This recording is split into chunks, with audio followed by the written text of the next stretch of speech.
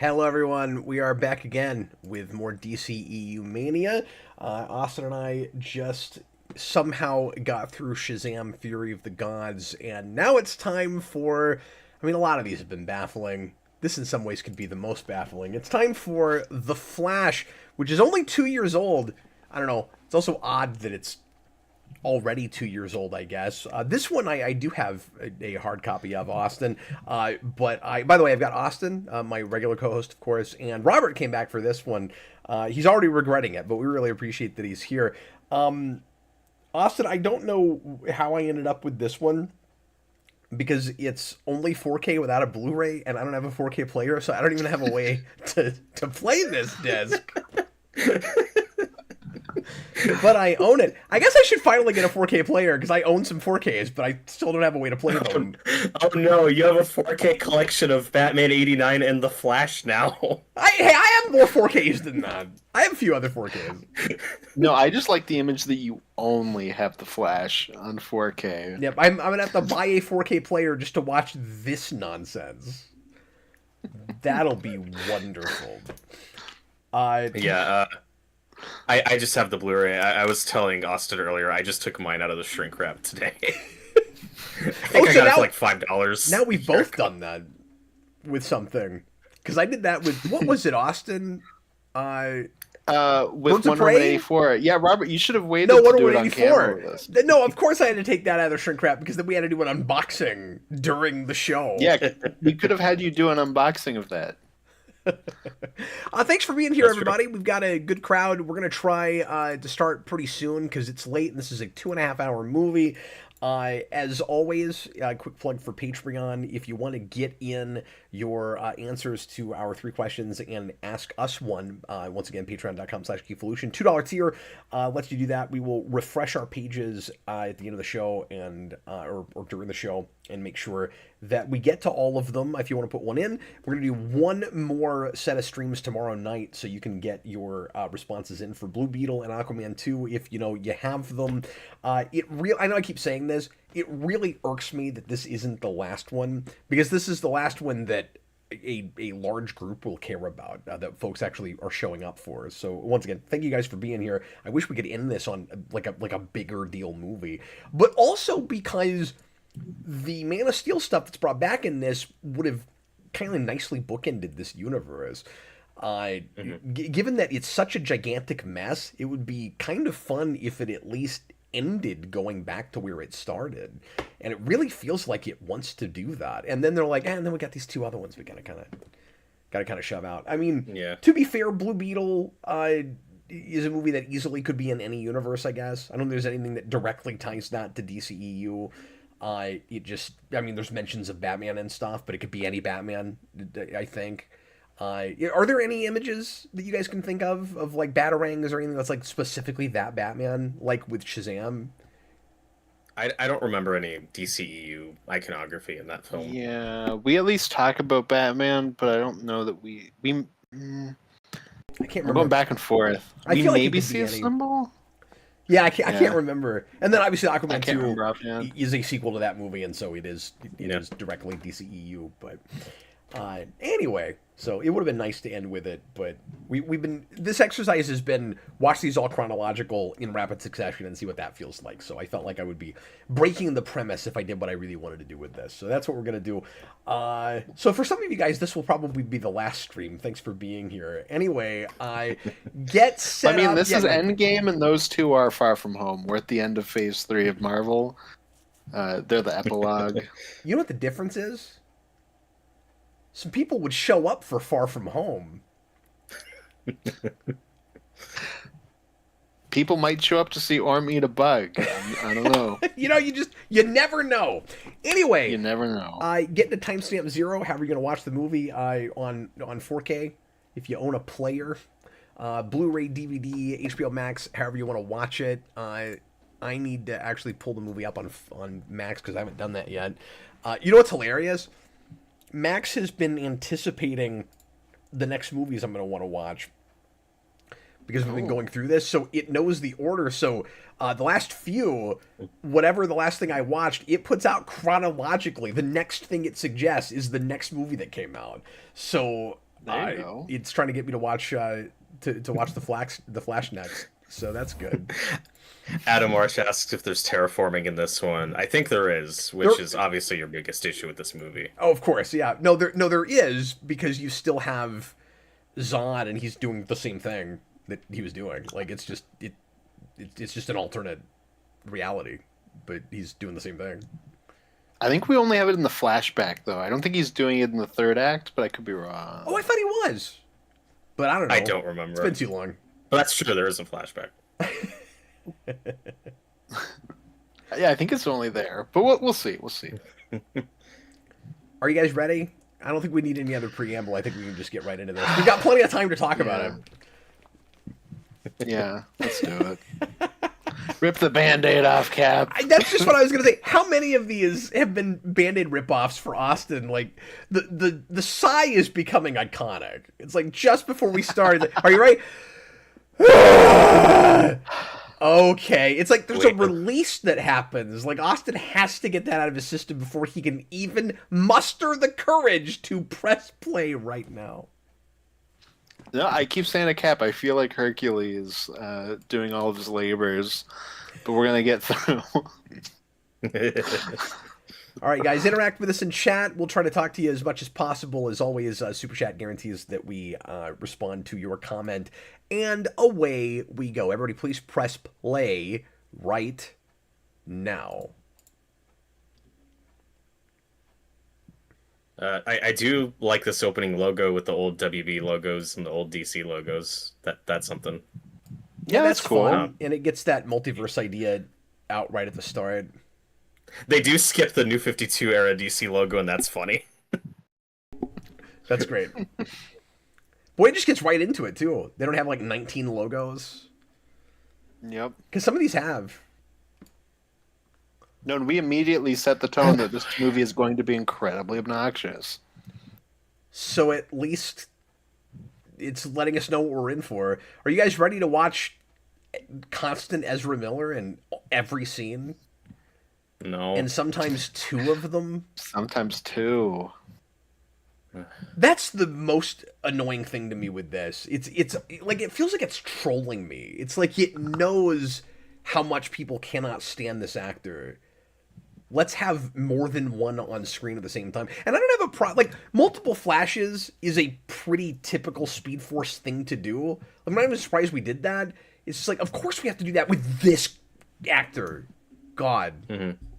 And I will say, I personally find Ezra Miller's Flash most tolerable in the Snyder Cut. I still don't love that casting choice from the start. But in this film, I think it's just so much worse. I will also Alfred, say... I cannot save anyone because the person that gives me my order here is gone for the day. You're not going to do that. Why is that our introduction to our main character? You're not going to do that the entire time, are you? No, but... Hey, look, it's Henry Cavill. Look, it's Superman.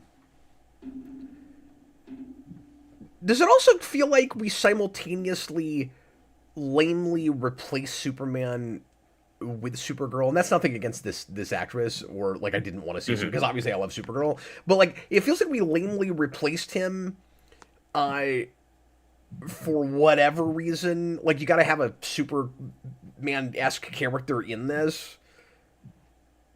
Yeah. I forgot we interrupted the logo. That's so stupid. Like, hilarious. Yeah. See, bits like this really don't work. Like, we have not seen this character in enough movies to earn this. Just the fangirl stuff. I get it. Barry's been the Flash for a while. It's a lived-in universe. It's still so unearned.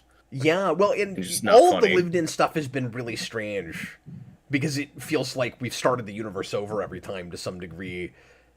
And I like doing the logo like that. Like, that's kind of fun.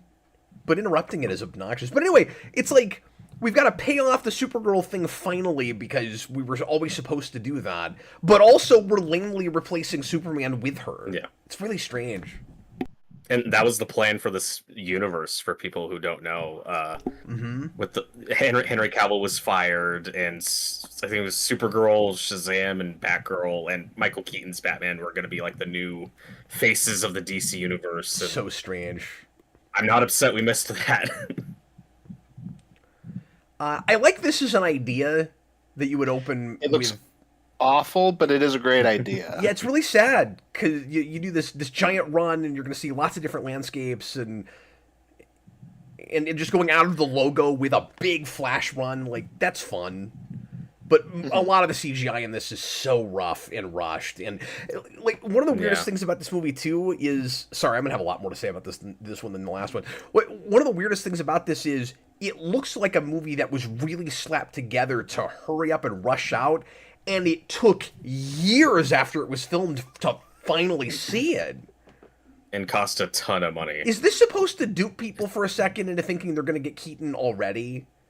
I'd never had that thought before, but they sold this so hard. No, on I Keaton. think it's just supposed to make you go, "Oh, is this Affleck?" Like if you're a fan of this stuff, I think that's what it's supposed to be because it doesn't look like Keaton's cowl. No, it absolutely doesn't. But just starting it from behind, I wondered that for a second. Maybe, probably not. But Why did we make the villain of the sequence Alberto Falcone?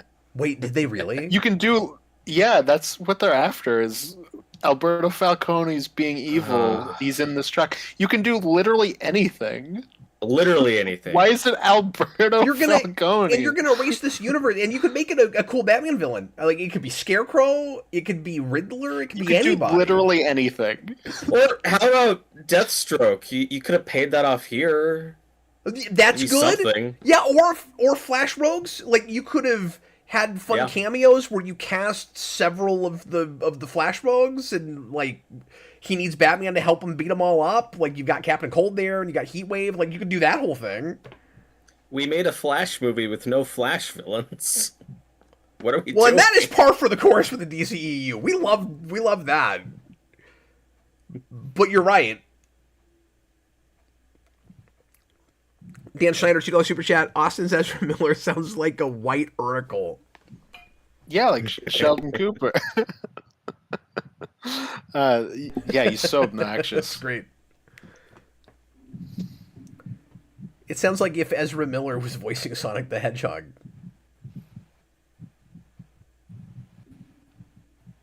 Wait, so you're just constantly dealing with Batman?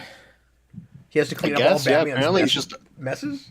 Batman, look, Cap. This is a Batman that is now so incompetent he needs help to beat Alberto Falcone.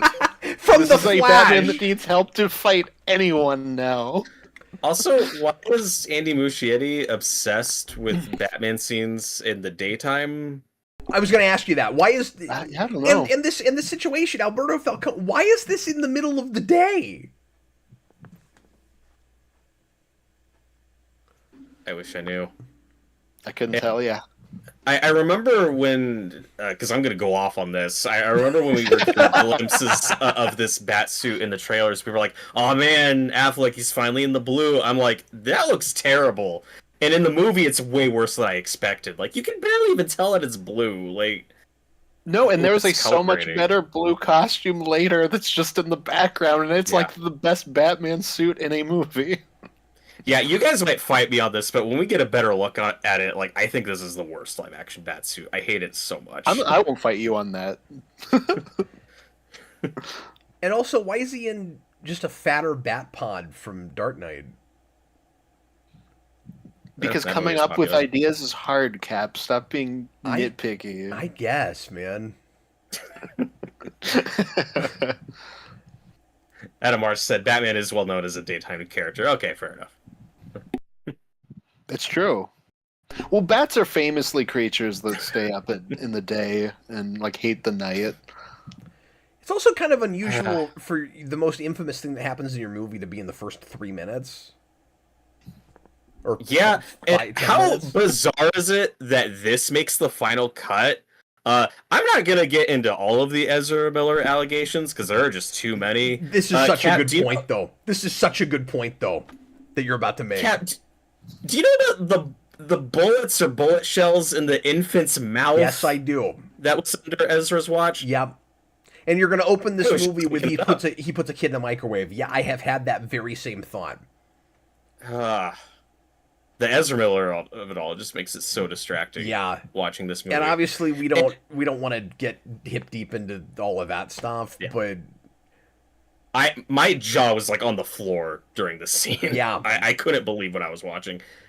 And on paper, this is the type of dark humor that I think Gunn can pull off that I would find funny of, oh, you think he's gonna go for the babies, but he actually goes to eat first because he's hungry. It's like, that can work, but A, it's Ezra Miller, and B, the CGI is terrible, and C, Ezra can't do comedy. No, that's it. And He's not the funny. faces It's are not obnoxious. endearing. We do these gross close-ups on his face when he's eating that are just disgusting.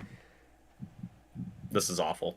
Well, flash And putting it looks a terrible. baby in a microwave is also one of those things that is really funny, but like it just doesn't play especially well because of how awful this stuff looks.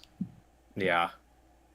And This is where I especially went, the "Oh, baby no." itself, which just doesn't even look remotely real or like it's there, and it's just insanely embarrassing. It's more embarrassing This than was embarrassing. anything in Black Adam, and that's Well, amazing. okay, so in the second Oh, last God. Twilight movie, they introduced the CGI baby. And my question with that has always been, who on that set was not allowed to be around children to the point that they had to have a CGI child? I don't have to ask that. I know we're looking at them. It's Ezra Miller. Yeah.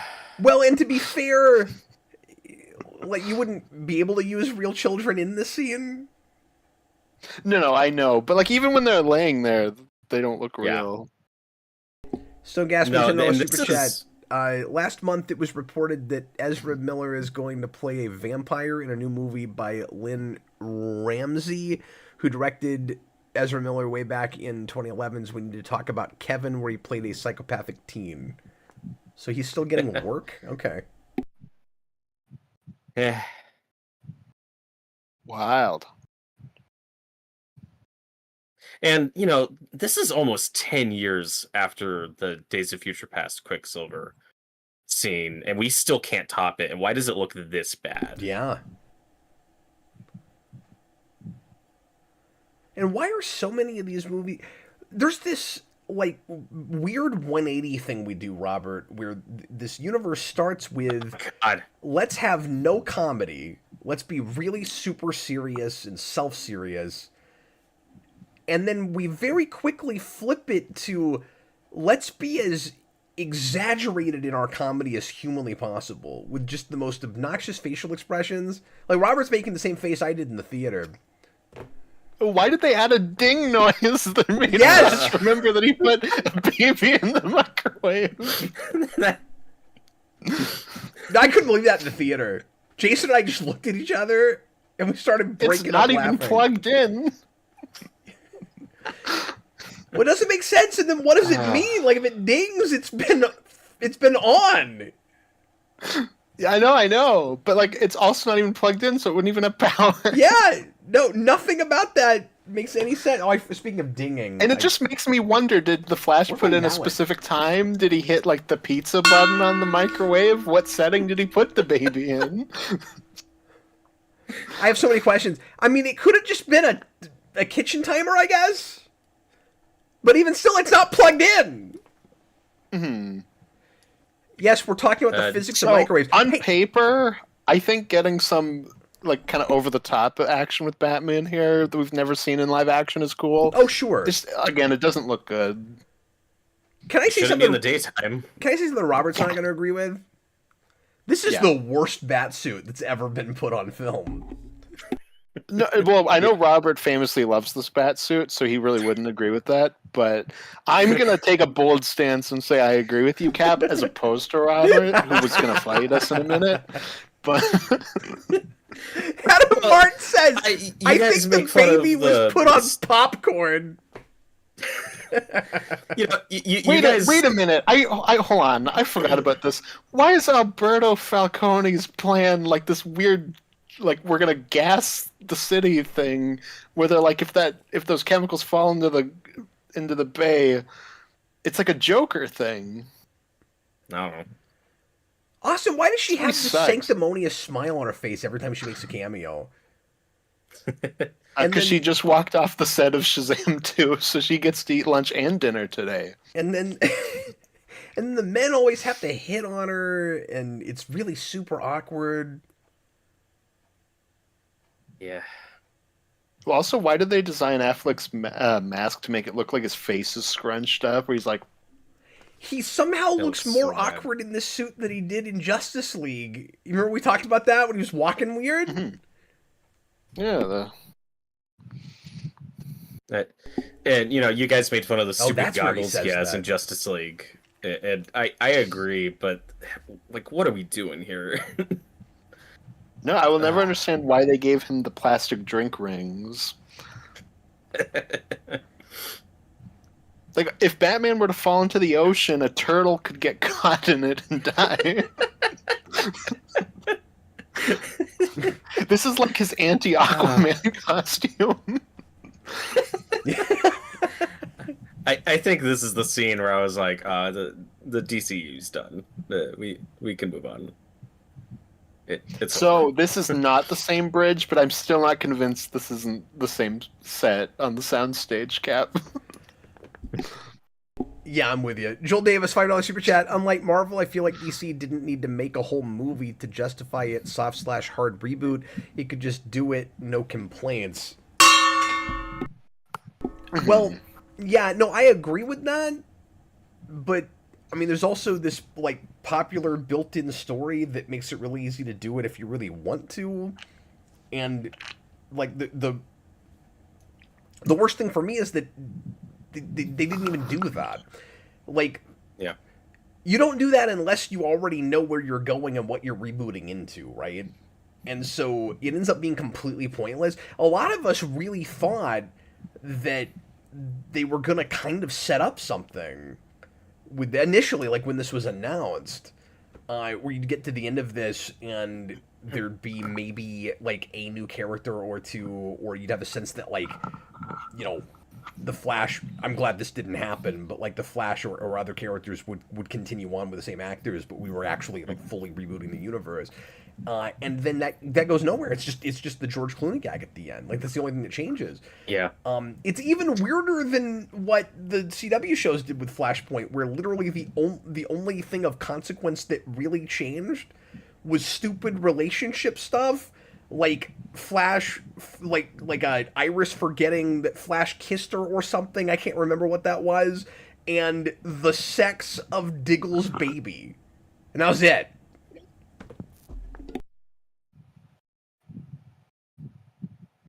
Well, I the mean, it original. changed the sex of the main Superman of this universe, I guess, when he goes over. That's true. Well, the original plan for this film was that like Michael Keaton was going to be our Batman moving forward. Like the Clooney gag is a last minute Right. addition. Well, there was two different endings besides that. One with Affleck, one with Keaton. Yeah, this is a movie that goes through multiple regime changes. Not even the big gun one. Like there's even a change before that where it goes from Keaton to Affleck. Cap, do you know about the Batman thing in Aquaman 2? No. I think, Austin, correct me, I think they shot a cameo with Affleck and then reshot that cameo with Keaton and then said screw flip it. it. Or the flip, okay. Yeah, and then they said Okay. screw it and didn't use either. Yeah, Austin And said it's the something same about. scene, just filmed with each actor. Oh, really? Mhm. Austin said something about Batman with that a day or two ago, but I had never heard that before. Yeah, and it was him setting up like the next big threat, where it's like, "There's a thing coming, Aquaman. You got to get ready. We got to team up." Because when this They came, should have just reshot it with George Clooney. because when this came out, of course, we already knew that Keaton wasn't going to continue. But it wasn't too long before this that that plan looked like it was still stable, and he was supposed to be kind of the Nick Fury of this universe. I can't remember. Does the Batgirl Zaslav thing happen before this comes out? I think it does. Yes. I want to say that was 22. So like we'd already lost that movie before we even see Keaton in this. Mhm. Yeah, because at the time people were like, "Well, why isn't he doing it to the rest of these if they don't matter?" And the real answer is just they were all too expensive.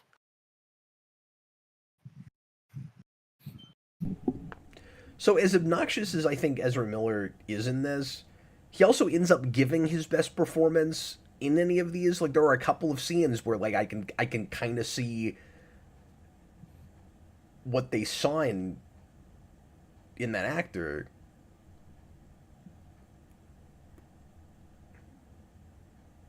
Oh, we're doing this again.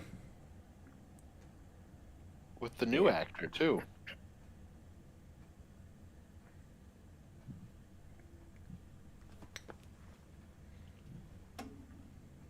Yeah, I think Billy Crudup just wasn't available, and they had to recast him. Yeah, we talked Yeah, about I wasn't that sure if it before. was that or if he was like, screw you guys, like I was here because I'm friends with Snyder and I don't want to come back for this, but okay. Joel Davis, And $5 the super chat. Unlike Marvel, I feel like DC didn't need to make a whole movie. Oh wait, I'm sorry, I read that already. There's Can you another read one that? though. Bob the Hun, Ezra Miller claims to be Jesus, the devil, and the next Messiah, and the Freemasons are sending demons to kill Ezra Miller. All real statements. Yeah, I don't want to get into that stuff, but All of it is 100% true. thanks for the super chat. Yeah, I don't want to get into the Ezra Miller gossip, but And the actress who played Iris, Kiersey Clemons, so she's in Justice League originally, and then all her scenes are cut out. oh and yeah. then she's recast for this movie, but then they later change it and bring her back, and it is her in the movie. But I think they had a different actress originally. Oh, okay, I was Uh, gonna say like it's neat that they brought her back because they didn't really have to, but Mhm. I didn't realize they'd recast her originally, and she's But only then, in one scene in the Snyder cut. yeah, which still ends up coming out before this movie. I think that was part of it. Is the Snyder cut comes out first, and they're like, "Oh, okay, I guess we should." Oh, okay. I don't know. But she recently talked about how like what an awful experience this whole thing was, like getting cut out, fired, rehired. It was just like an awful, not worth it experience. And I don't Yeah. blame her at all. Like, for what's such a nothing role. The outside of this house looks exactly like the same one that she dies in the CW Flash. Yep. This is like the only thing I like in this movie is the actress that plays the mom. She's really good. She's really She's good. Everything else is like finding razor blades in your picnic, but she's really good. Oh my god. And I guess Barry Allen was a big Scooby Doo fan when he was a kid. Of course. What's because it's another WB property. We gotta hype up Scoob 2, Cap.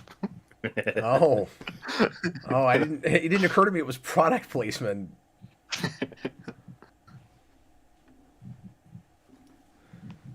And I'm sure this will come up again, but it's still insane that this movie is announced the same year a Flash TV show premieres. That then goes Yep. 8 years and ends weeks before this movie is released. And to add What insult a wild journey this and was. to add insult to injury is yet another DCEU team movie that is a Flash movie in name only. Like, yes, he's the protagonist, and there's multiple ones, but they sell it just as hard and actually harder on Batman and even Supergirl, really. And like they're both on the box, which kind of makes it look like an ensemble cast. I do think it probably wouldn't have had that as much if not for the Ezra Miller of it.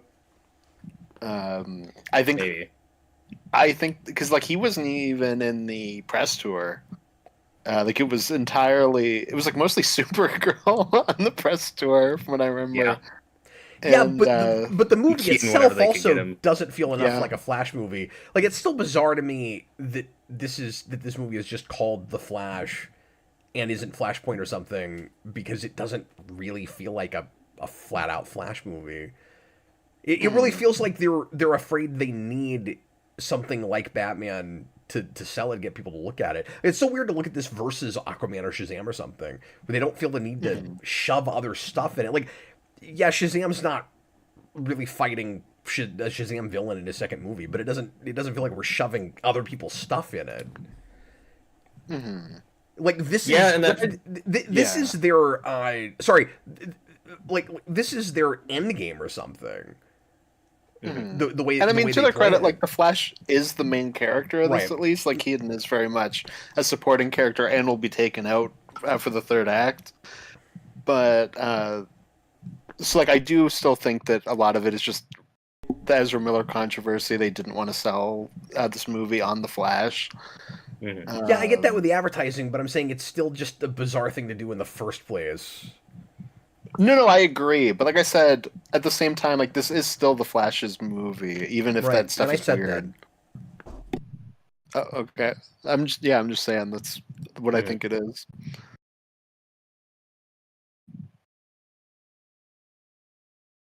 Oh boy.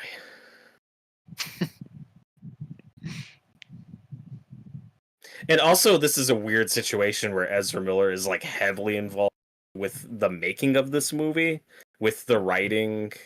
Oh, really? Was Yeah, Grant Morrison working on the script at one point? I think Jeff both Johns were, was. but I don't know how much of the script actually ended up in this movie. Yeah, at one point, Ezra Miller announced that that he was working on this with Grant Morrison, which is very bizarre. Yeah, but I can't imagine much of that is in this. I wouldn't think. I don't think Grant Morrison is credited at all on this, but I could be wrong.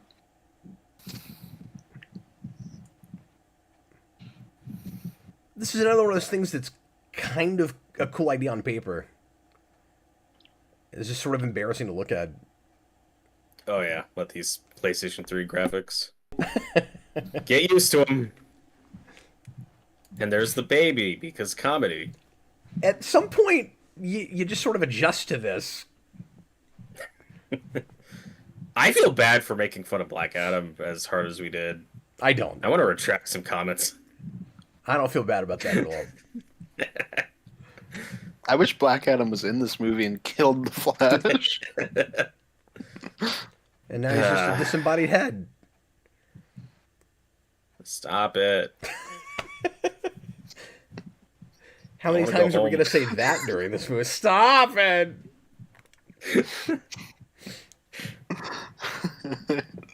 No, by the end of this, Robert, you're gonna be like Sam Neill at the end of In the Mouth of Madness. Your mind is broken and you're hysterically laughing.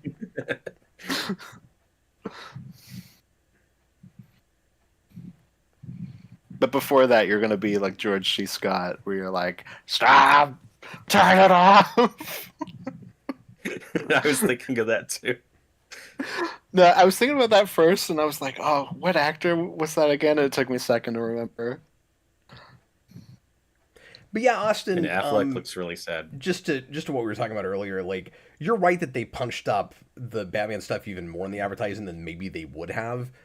But oh my god, that is the Geek Pollution logo. Oh, look at that! The That's Geek hilarious. logo was in the background. I noticed that too, and then Adam March pointed it out. And I was like, "Oh, yep, that's amazing."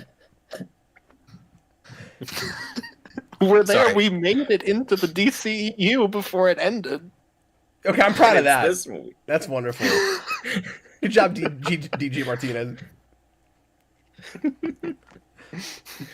But yeah, Austin, I'm sorry. It's just the point I was making was kind of less about the advertising and more just that seems like a unconfident choice you're making, or like you want an event movie so bad that you're just jumping ahead, where you're like, yeah, we better just do this instead of making it like this feels like the third movie you'd make in a Flash trilogy. Where like, yeah, he's still your protagonist, but you make it more about the whole universe, like with a Captain America Civil War or something.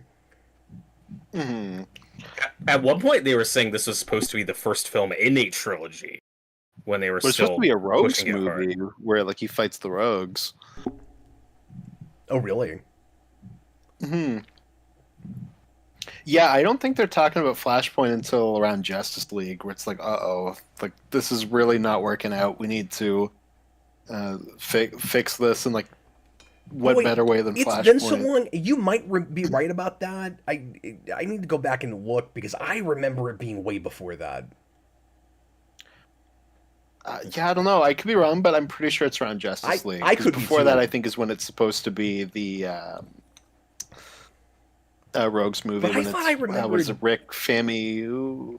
But I thought I remember something. I doing can't remember what his name is. a news video about it where it was announced it was going to be related to Flashpoint, and it was like well before. It was like 14 or 15. But I just can't remember now. It's been so long. Yeah. No, I mean that's a big thing. The Flash is such a nice guy. He steals beers from his neighbor. This guy's very endearing. Well, see, Austin, all these characters are extremely heroic, which is why you needed Black Adam to come in and really shake things up and not be so much of a hero. Yeah, Black Adam should have been like, I'm so cool and badass, I steal my drinks. Unlike other heroes. Okay, great. And then, $5 super chat. Why does no one ever ask who killed Barry's mom? Okay, his dad didn't do it, then who did? She had a knife in her. I hate this movie. We'll find out in the sequel. Yeah, I remember having a thing with that too, with how it plays, but it's been so long, and we were talking over it, so I wasn't paying too close attention to that scene. But I remember there being something weird with like how it happens with the dad coming in.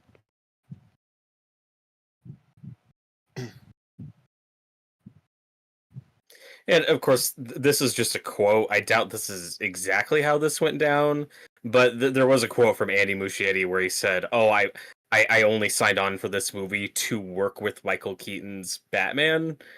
That was a huge red flag for me. I'm like, yeah, that's what you got you to make a Flash movie, was to work with Michael Keaton's Batman? That's weird. Mm-hmm.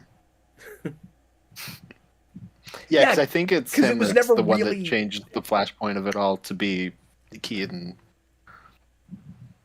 Maybe, yeah.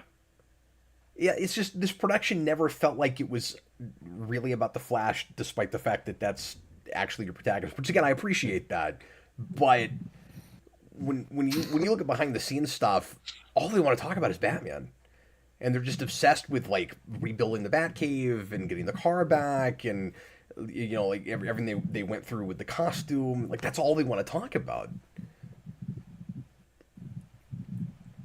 Yeah, like the fandom presentation, it was just all about Batman.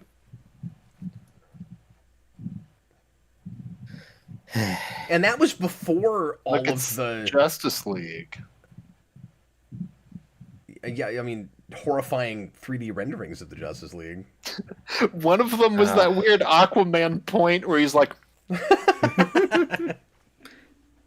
And do you remember that obnoxious Andy Muschietti quote where he defended the CGI, saying, "No, it's supposed to look yes, weird. supposed to be bad." Yeah. Shut up. Well, because if that's an intentional choice here, why does the rest of the CGI look awful? That's a really good point. Yeah. Well, if you want to be stylistic about it, then be a lot more stylish. Make it clear that it's not supposed to be Uncanny Valley. Do it. And the biggest thing too is this is also just an issue with Andy Muschietti. Like his It movies have the same CGI problems too. Like it's not just this movie. Yeah. I was just Cap. Do it in 2D animation or something. Like do something really stylish. Yeah. Like that's already harder when you're making a live action movie, but you got to do it more like Spider-Verse. Like let us see different art styles and stuff to mix it up. Then it's not as jarring.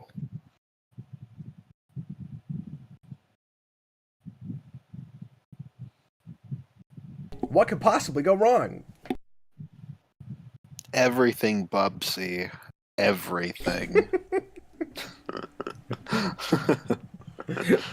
Meanwhile, everyone's just getting shot with lightning right now. That's exactly what I was thinking of. Like this entire store is being destroyed.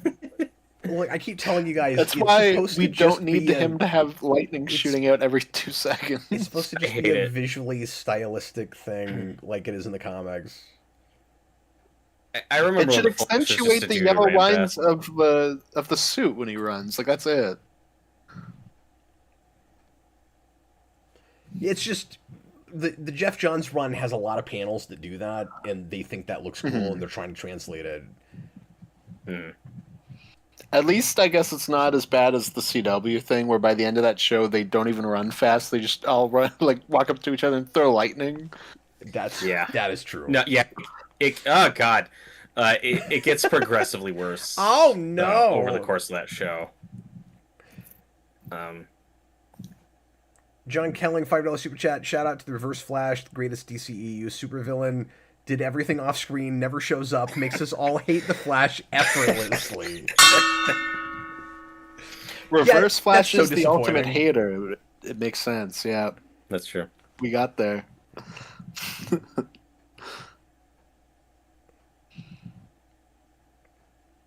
That's another thing that feels like the movie like accidentally commenting on itself when it gets to the end, and Ezra Miller is the villain. Mm-hmm. I love there's a video online where it's. Did you show up just to make that noise? Art. The only reason Robert is here is to go. Sorry.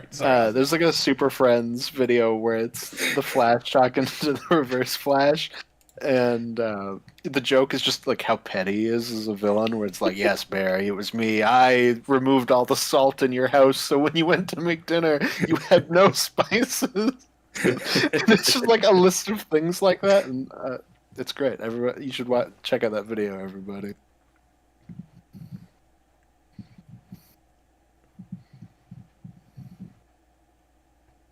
Well, I did it. I saved my mom.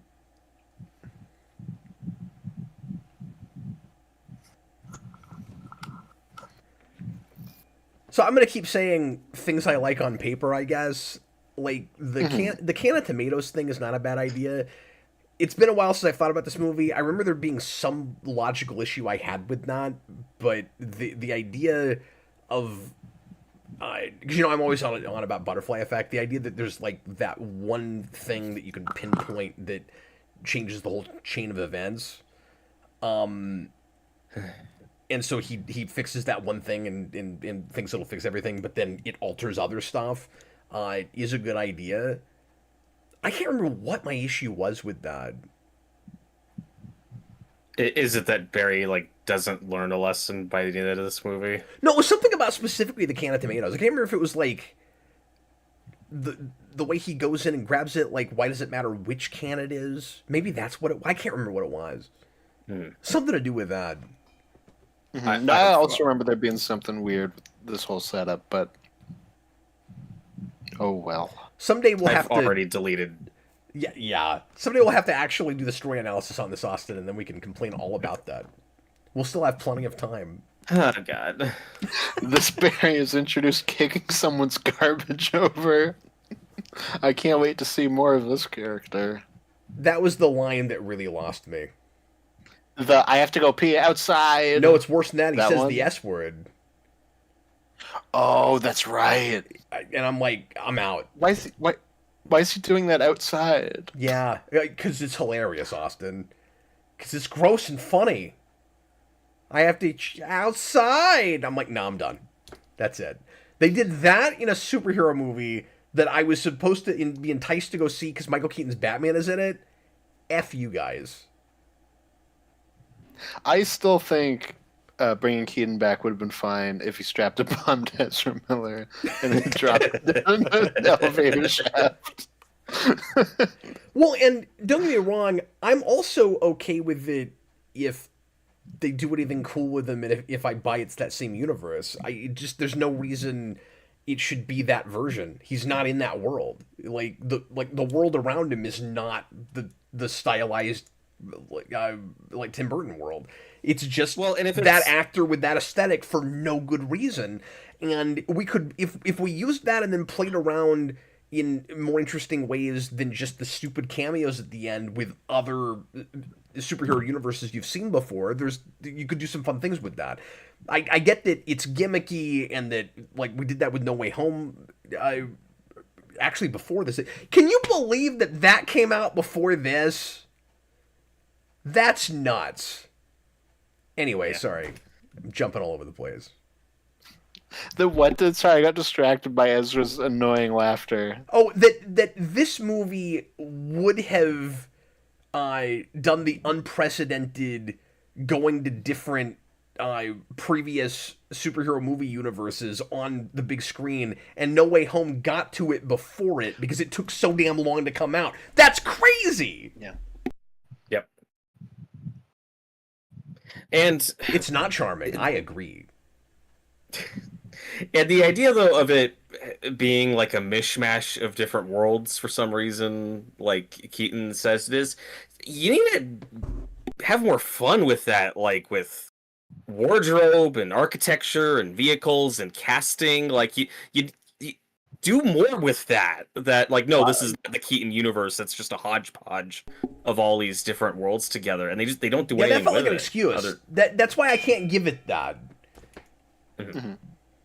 They should have had. I mean, I don't even know if you see Gotham once we're here. You don't. But you could have had it where it's literally just pieced together from the Burton, the Schumacher, Nolan, and Snyder worlds, where it's just like completely going against the others. You know, that would have been awesome. That would have been really cool. Yeah, I would have loved that. Well, because I've always said bringing Michael Keaton back's not fun. Like part of what's fun about Michael Keaton's Batman with Tim Burton is like everything around it. Like I want to see that Gotham. Yeah. Like just all the things like that. Just slapping Michael Keaton into the desert isn't fun. That's my issue with it. Speaking of Michael Keaton, Cap, my $1 million question is: what movie is better, this or Multiplicity? Oh wow, because Multiplicity is bad. I know you don't like it, but I actually know nothing about it. I haven't seen it. I know nothing about it other than the Simpsons parody, but I'm going to say Multiplicity. It's probably better than this. I mean, I can't answer that. You stumped me, man. Like I can't do it. I can't answer that. You've broken me with that question. Adam March, I'm falling asleep because I care about nothing in this movie. That's what we had with the last. I feel that.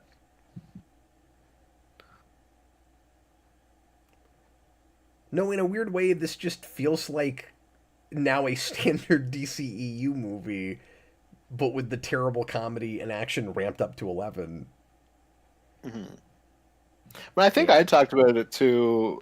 Maybe in the Flash review we did, Cap. I don't remember. Yeah.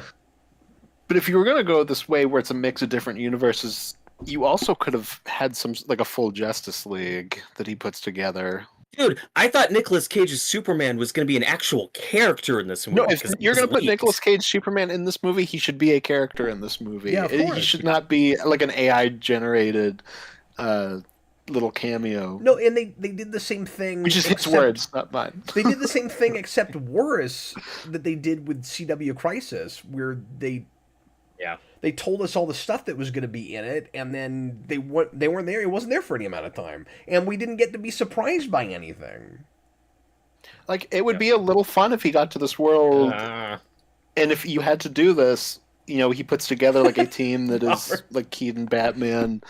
I don't know, Linda Carter, Wonder Woman, Nicolas Cage, Superman, Ryan Reynolds, Green Lantern, if he said yes. Yeah, and they do kind of the Battle World thing where they don't even have to go to different universes; they're just all there in that hodgepodge. Yeah, like with Supergirl and all that.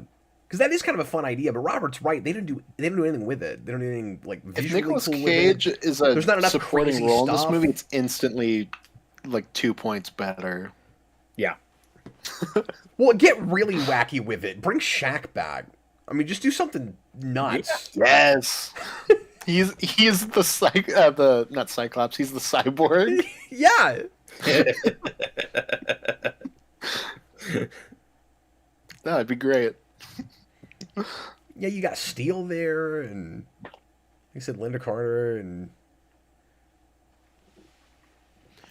no, and I hate the Nicolas Cage cameo because we do the spider thing. It's so generic, and it's one of those things where I think if you know anything about that situation, it's not funny, and if you don't know anything about it, it's not funny because you have no idea what's happening.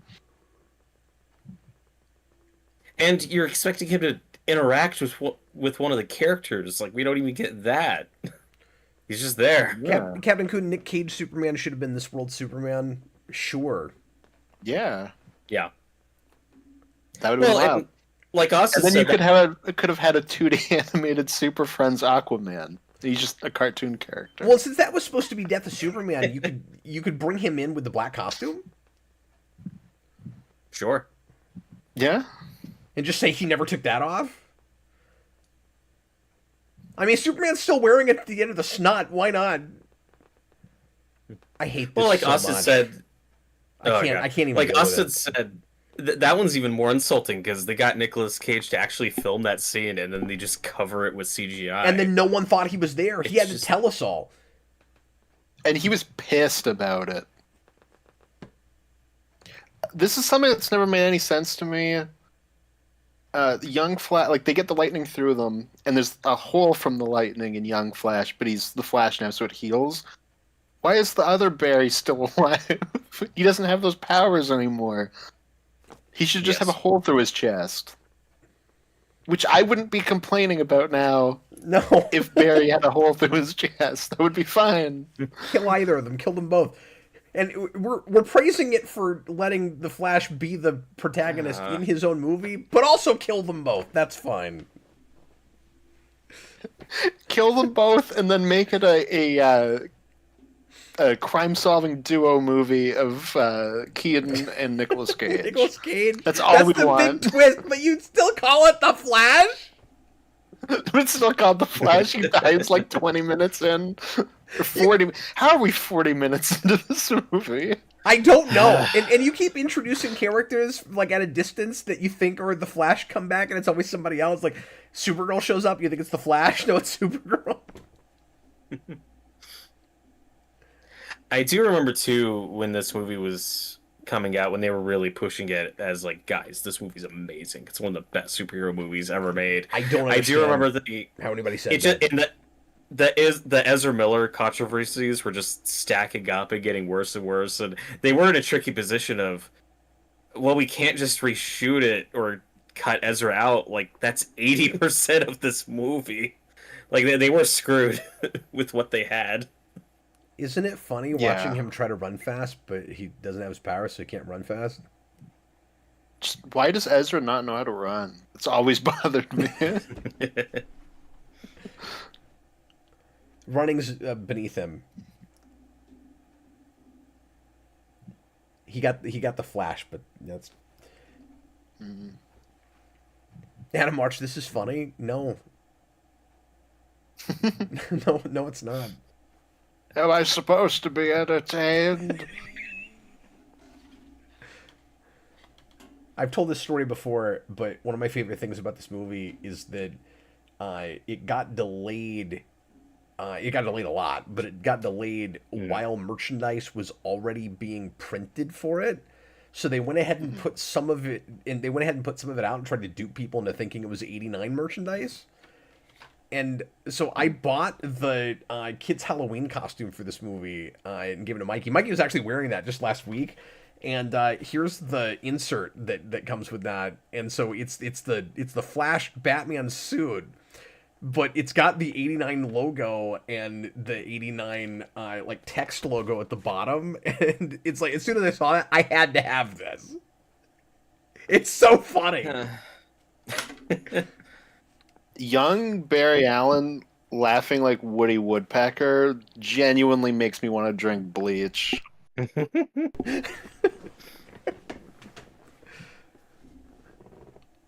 also just referenced Speedy Gonzalez because WB. Which is funny because that character is kind of gone and was sort of canceled. But all right. For like a minute, but For a minute, Speedy's back. Oh, is he back? Yeah, Speedy's back, yeah. Okay. No, what happened was they went, oh, this character is problematic, and then Mexican people went, no, we love Speedy Gonzalez, and then Speedy came back like immediately. Mm-hmm. The only one that's canceled. I feel like we've had this Pepe Le conversation and Pew. I forgot all about it. Yeah. You told me this before. Sorry. Yeah, Pepe Le Pew was like drawn and quartered. Yeah, He's never coming back. it's tragic.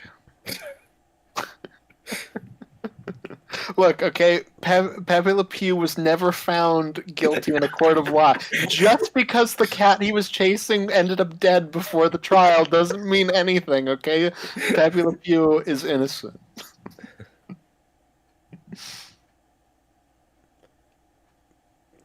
If it was anything else, like if I didn't have to watch this for work and I wasn't waiting to see what Michael Keaton's Batman was like, I would have walked out of the theater during this scene.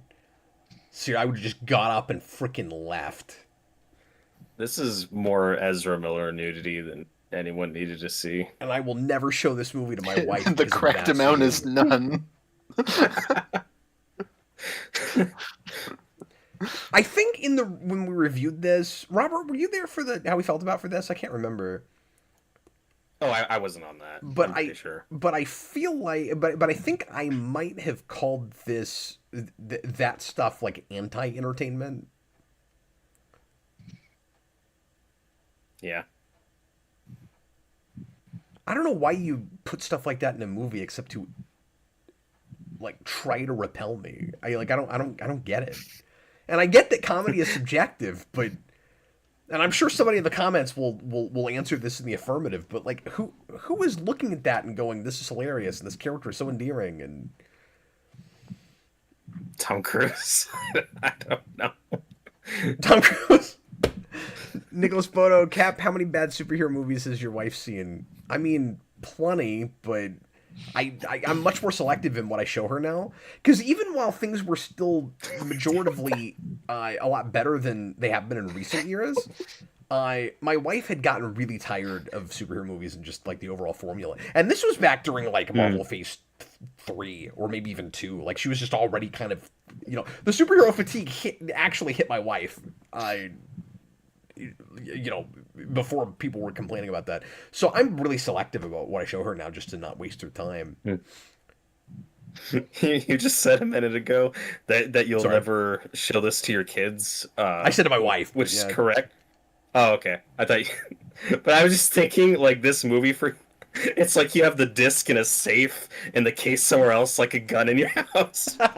like, no, you can never let your kids get their hands on this I already movie. have the answer to it. I own it on 4K, I just will never have a player. If they want to watch it, they gotta go buy their own damn 4K player.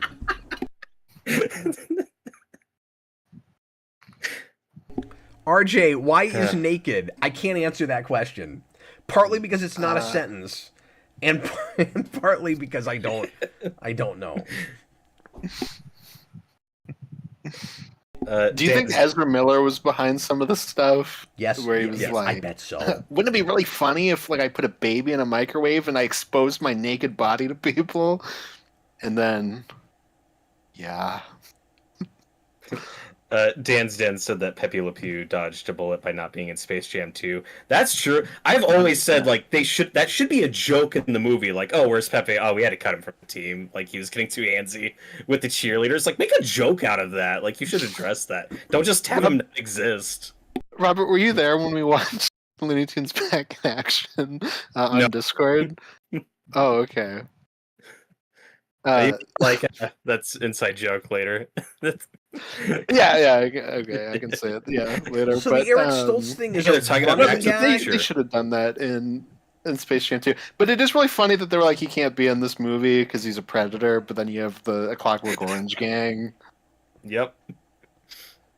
So they set up the whole Eric Stoltz gag, like a lot of us aren't going to know where that's going. Where it's like, Michael J. Fox, Back to the Future, and I'm like, okay, I know what this is, and they're gonna wait a long time before they finally actually do that. That's so stupid. Yeah. Ding, God, please kill me.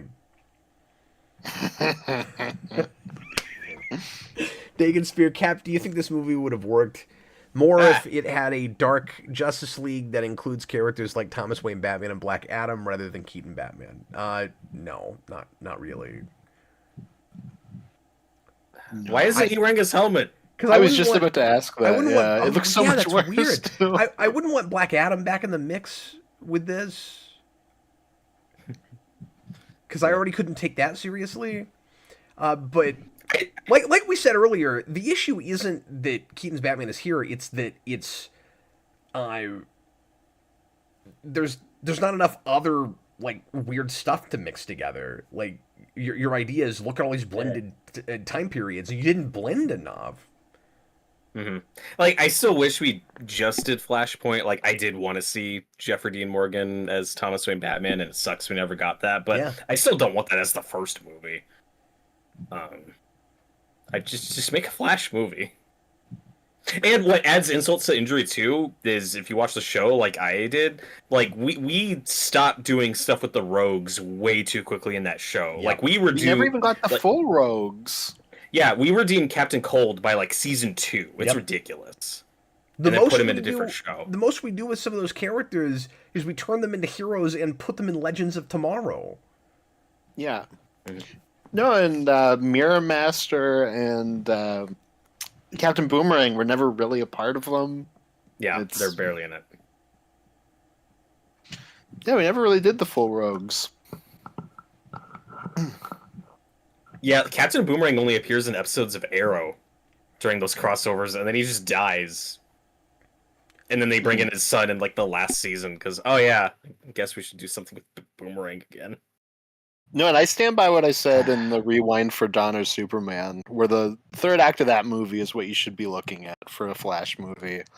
Where just Good call, everything everywhere is going wrong at the same time, and he's got to speed through it all. Mhm. And when you do the Rogues, you also then have multiple villains that can be in different places.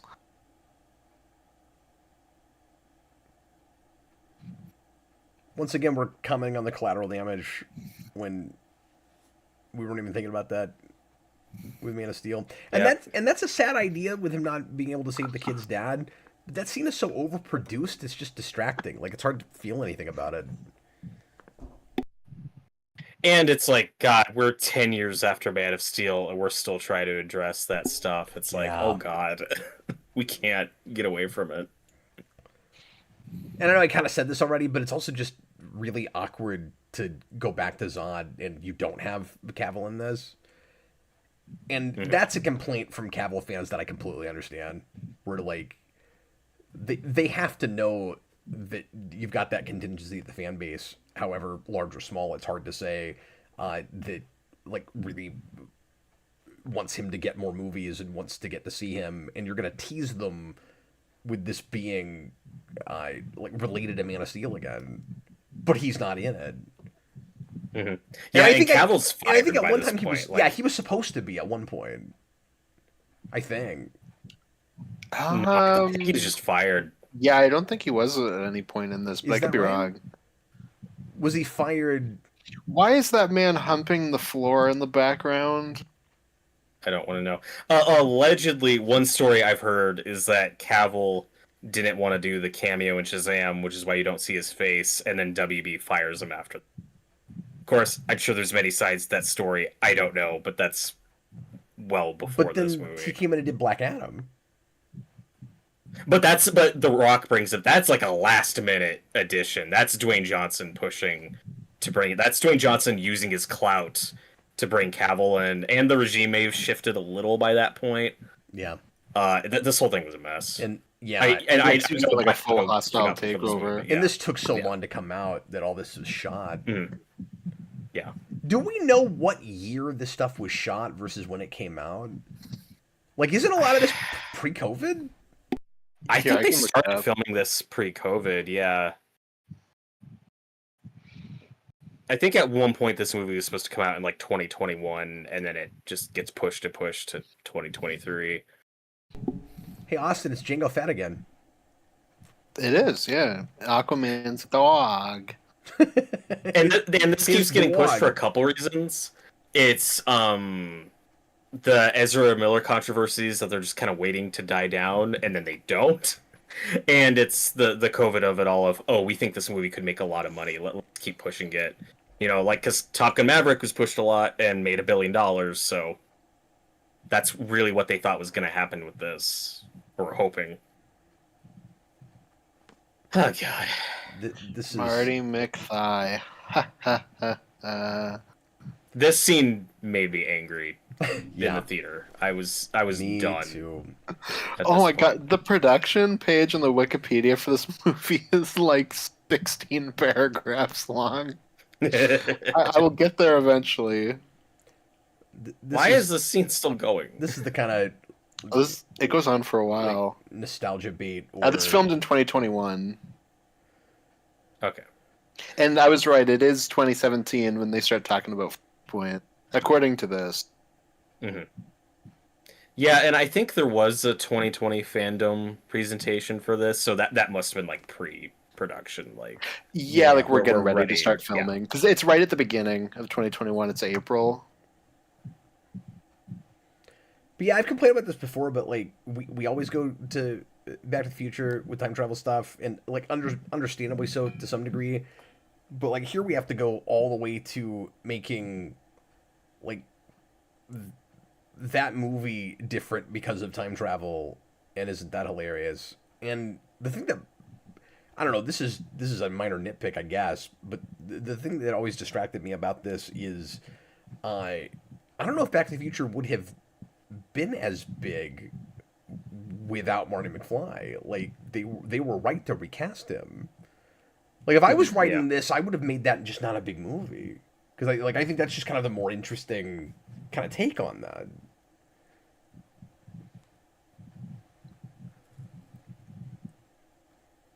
Yeah, that would be better if like, oh, that's a movie that just came and went and never. It was like, oh, Back to the spawned a Future, yeah, I've heard of franchise. that, but I never really, I never saw it. Or I saw that once as a kid.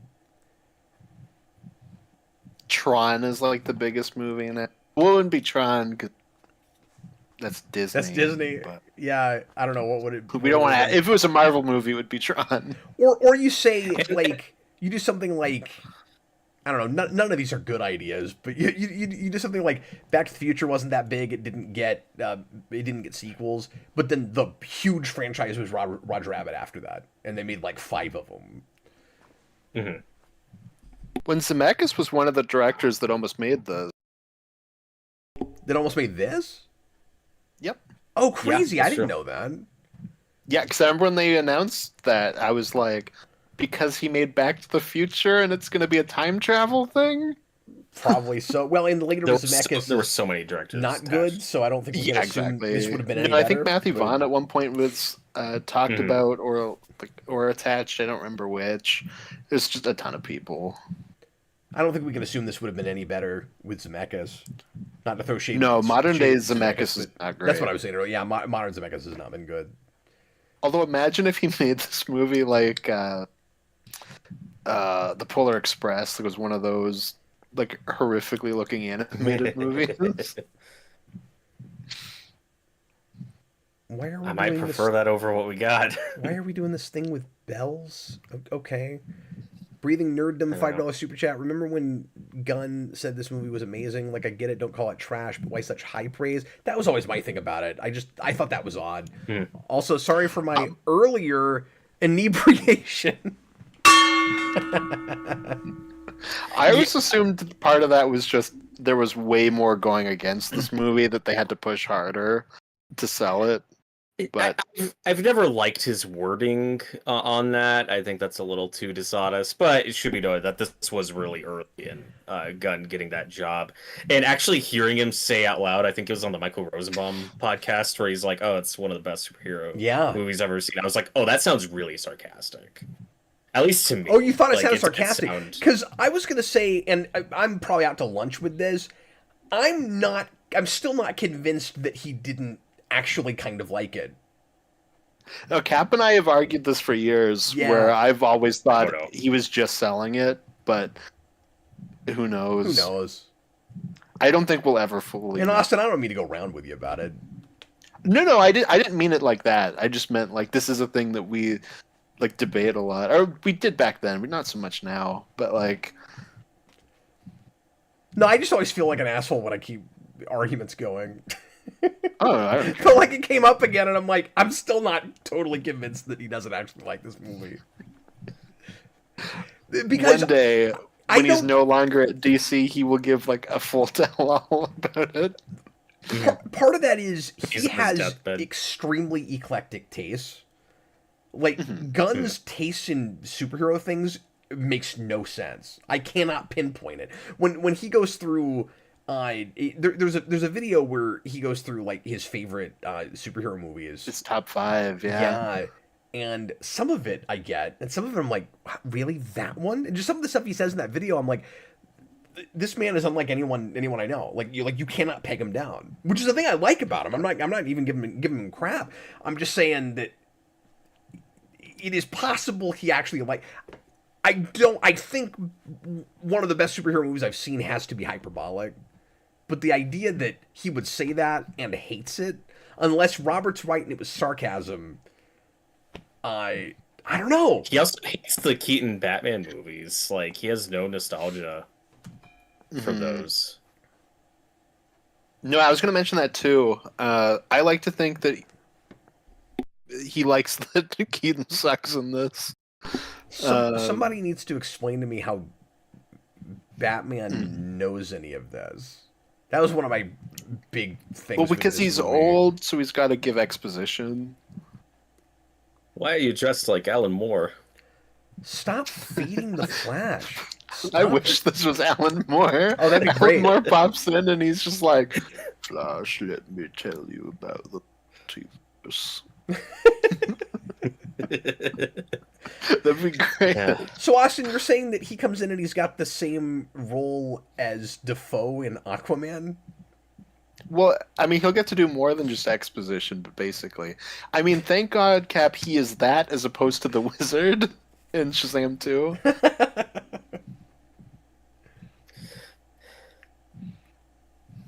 Hilarious. Also, we talked over it, but when we see Wayne Manor, they were making a really big deal about, like, oh, it's the same one from the first movie. It's like, yeah, that's weird because it doesn't even look the same in Batman Returns.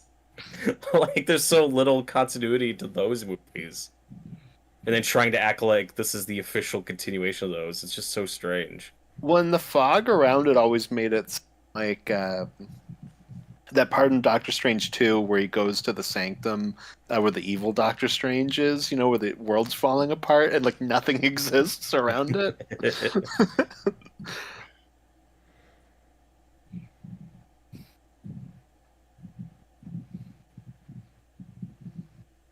Oh, good. Now he's the Wizard. Now we've got Batman making fun of Superman as a name. Fantastic.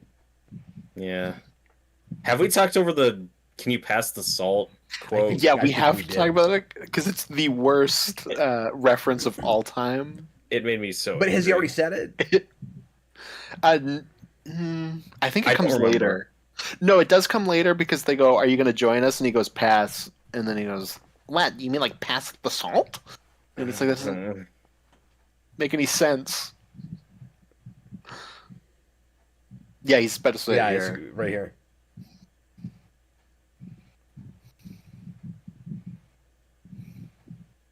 F this scene. No. It's so awful. And he said bad shit. Out loud in a movie. This movie just doesn't have any class. I mean, that's part of what... Because it's batshit crazy. Hashtag Flash. Yeah, we swore because we're quoting. It's fine. Yeah. Wayne Ding, what is it a reference to? Pass the salt. That's a big line in 89 that everybody quotes because it's funny in that movie. It doesn't make any sense. Like, it's one of the worst nostalgia callbacks I've ever seen in a movie. Yeah, and this has a couple. None as bad as that. No, that's the worst. But I don't like it when he says says "get nuts." I don't like it when he says "get nuts" either. And that was in the trailer. that one's also bad. But this one's way worse. Like, this one doesn't even track. Like, no, totally. From a dialogue perspective, it makes no sense.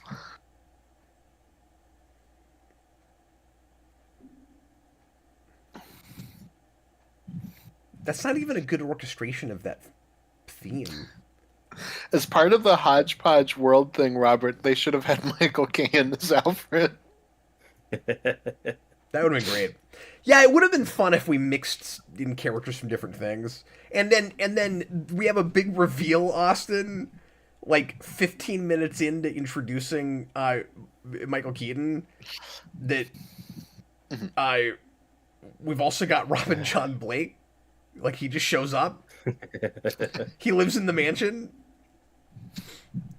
I'll go get Robin. And then Joseph Gordon-Levitt walks in and he's like, "Hello, I am Robin." Remember in the first teaser for this movie, they made a really big deal out of the Batmobile? They don't even show it. It's Not only like, that, oh, guys. they did merch for it. It doesn't drive. It makes me so angry. No one drives the Batmobile in this movie. No, and all they had to do was give us the actual Batwing from '89 if they wanted to do like nostalgia stuff and make '89 merch to go along with this. But no, they have to make their own, and it doesn't look as cool. And they do tons of stuff with that at the end, but the car doesn't do anything. And you bought a Funko Pop of it. I did, and it's right here. I did. It was right It's here. your Maury. And I hate it, and I'm gonna smash it on camera. No, I don't. I mean, it's not even a horrible Batwing design. It's just you're doing '89 stuff. Why'd you change that? I don't like. That's the perfect Batwing. No, I have a rule that I'm usually pretty good about keeping. It's I don't buy merchandise from a movie until I've seen it, and this movie is one of the reasons why. Where I dodged a lot of bullets. Yeah, I don't either by not buying any merch for this. I bought something from. I bought a BVS car before that movie came out, and that's the last time I did that. I think where I bought something before a movie comes out. Well, and to be fair, you collect Batman Funko Pops. Yeah, these don't count. I mean, I buy these when I find them because they don't always stick around, and I only buy these in the wild. So yeah, that doesn't count. I got several Batman Pops I think are stupid looking that I don't like at all. Yeah, like I almost bought that Wonder Woman '84 action figure of her in the gold armor. I was like, I should wait to see the movie first, so I never bought it. And then I didn't like that movie, but that action figure was in my Target for like 4 years. They had so many of them that they just go back. It's probably still there. Probably. Were you tempted to buy it afterwards? No, God no. Stone Gaspin, $5 super chat. Would you guys be down for Night Shift 2 Love Brokers with Henry Winkler and Michael Keaton back in the brothel? Keaton can drive his Pimpmobile again. Yes, that would. They should have made that over this crap. That sounds like an amazing. Austin movie. Yeah. Them, like, right now, as old as they are, would be amazing. I also listen to the theme song for Night Shift on, like, a pretty regular basis. That's a great theme. Oh no, Dagon Spear. The second Batwoman did the Let's Get Nuts line? Yep. Yes. Oh no, I didn't know that. I think... Is that when they do the evil, when she's the villain of Flash? Yeah, they said she's Red Death. Spoilers. Yeah. All she does is Michael Keaton Batman quotes. Really? Like, doesn't That's her thing. I knew she might also say she was Red Death, but I can't remember. I think somebody told me she she did did a lot of Batman quotes. Now that you say that, I think somebody told me she did Batman quotes, but I forgot all about that. They also asked Keaton to come back for that CW Crisis event, which is like really embarrassing that they tried. Yeah, they got Knox to do it. Yep. Which makes sense. Like, if you're gonna get anyone from that, what's he doing? Keaton wouldn't come back for that. Nothing's. Yeah. He is in that Saturday Night movie, Robert Wool. That's something good. Oh, okay. I didn't remember him in that. I didn't see that. He's one of the technician guys or sound guys, but you see him quite a bit. We were going to get a big panel together to review that, and then I got busy and I couldn't see it, and then Austin didn't like it, and I heard really mixed things about it. So no, I liked it. Oh, I thought you didn't. Somebody hated that. Maybe it was. I think it was Konnor. I think Konnor didn't like it. I'm sorry, Austin. I didn't mean to put words in your mouth. I thought. No, it's okay. I thought it was you that said you didn't like it. No, my favorite story about that movie though is that they did a private screening for Chevy Chase, and when it finished, he was basically like, "You're scum." beautiful. And we just saw all of the bat suits he's not going to wear in this movie. Yeah, and that blue suit looks so good. It looks great. And I called that from the trailer. There were people who argued with me saying, oh no, he's totally going to wear one of those suits in the movie. They're not going to put that in there if he's not. And I'm like, I'm telling you, he's not wearing those other suits. And I was right. Joke's on just in there them. for one shot. This ain't got any rules. Robert, you think this movie's got rules, man? Come on, Fat. There ain't no This rules movie's got no here. rules. Da-da-da-da. Oh, let's make a big deal out of this other Batwing. Was that Why the would you X2 have- theme? Why would you have the car Da-da-da. that changed that? I just don't even understand it. Also, you Well, have Cap, a I have a question for you Okay, about that. hold on. I guess I'm dumb because like it did get destroyed. If this counts in the same world Yeah, at all, that's the thing is I don't supposed even. to be why it's different. Okay, maybe But that's why. the Batmobile got destroyed in Returns. But I have a question for you, That's Cap. true too. When the Yeah, Batwing was sure. up So who there- cares? I'm sorry. When the what? Batwing was up there, was it sleeping or exercising?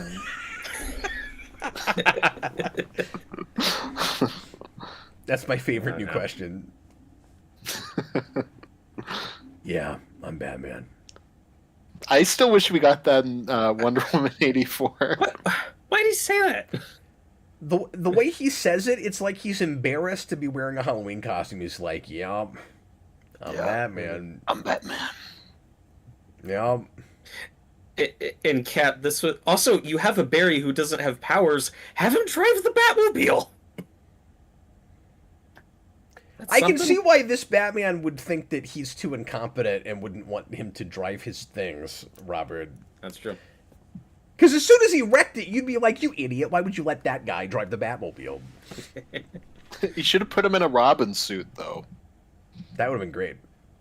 He should have taken Cap- instead of a bat suit, he should have taken a Robin suit and spray painted it to be a Flash suit. That's what that should have been. Haha, joke's on you. Oh, Tobin's back. $1.99 super chat. This movie sucks mostly. That is accurate. Correct. That is all accurate. We must all agree. It sucks It's only mostly. mostly dead. Mostly harmless. Cap, I remember this being just weird for you because the idea of Keaton playing Batman again, like in the Batsuit, was something you never asked for. Yeah. Like, it's so surreal and weird. And it's not one of those like, oh yay, finally one more time. Like I never needed that.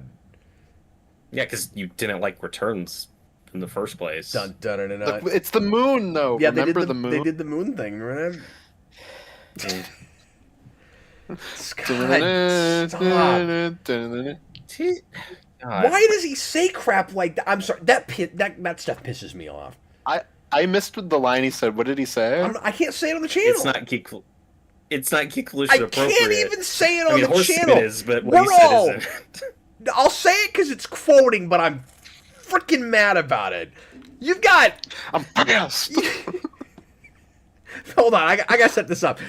Batman's coming out of the jet, and the jet Don't goes to say the it. moon, and it's da da da da da da da da da da da da, and Flash goes, "This rips dicks." That was What the does that line. even mean? That was the line. This rips dick. Yes, that's what he said. It was. In I mean, subtitles. granted, watching this film, I do feel like it is currently ripping dicks, but I think we mean different things. But like that and the like I gotta like ass outside and why is it so classless like that? The world may never know, Cap. Because it's funny. It's not though. And again, people have different humor sensibilities to mine, but why is that stuff appropriate for this kind of material? I just You know what it should have been? He should have been wearing a Robin suit, and he should have said, "Holy dick, ripping Batman! This is nuts." I think I'm more annoyed about it because I don't think I noticed it before. I think I totally missed that line. This is the first time I'm watching this with subtitles.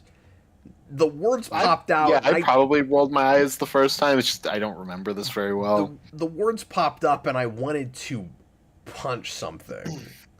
It makes me want to smash this on camera, but then I have to go buy another one, so I'm not going to. This definitely makes me want to die. I'm tempted though. God damn it.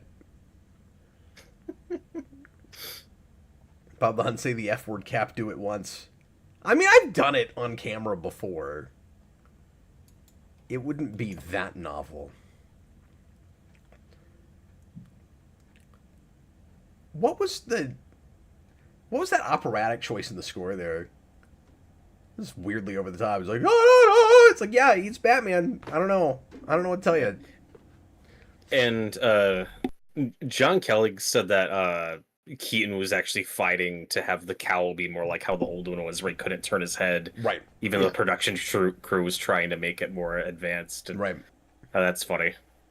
Well, and this is just another one of those things where he doesn't move like Keaton Batman, so it never feels like the same thing. Like, yeah, he can't move his neck, but when the second you start doing like Arkham fight scenes with him, I no longer feel like it's supposed to be the same character. Yeah, I hate it's so clearly. I hate all this action. It doesn't fit with that suit or the way they made those movies. If it's supposed to be the character, it's not. And I knew about that, Robert. It wasn't surprising when he said that in an interview to me, because Keaton's like that's the thing that makes him comfortable with that material. Like he built his entire performance around that. So it wasn't surprising to me that he said that. It's more surprising to me that he would even do this. Yeah. I think genuinely, because people talk about that. Same with people who really don't like No Way Home, or like, oh, why did Sam Raimi come out and say he really liked that movie? I think it's just, some of these guys are getting nostalgic about doing some of this stuff. Yeah. So like, I do think Keaton was probably like, I had fun doing that stuff. Like, I wouldn't mind coming back and doing Batman again. That would be fun.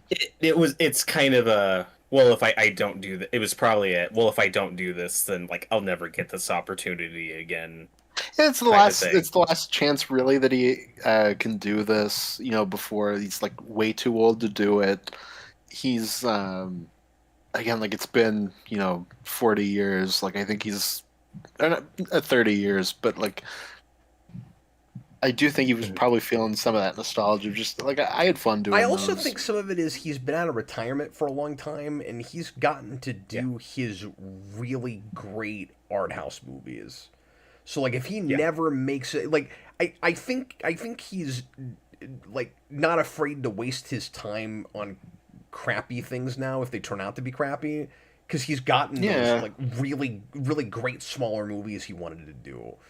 And like he's doing like anything and everything right now. Yeah, and he clearly liked doing this. There's stories where like he was doing Homecoming, and just offset constantly he would joke around and do the "I'm Batman" thing. Like,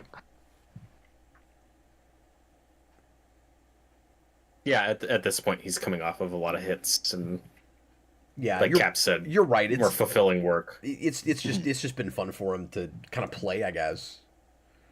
And also, when he's making this is when WB's really courting him to be the Nick Fury of the DC universe, and he was always very open about trepidatious about that. I don't even know if he ever said yes. Like, every interview was, I don't know. Well, the fact that he was in Batgirl suggests that he did say yes to that.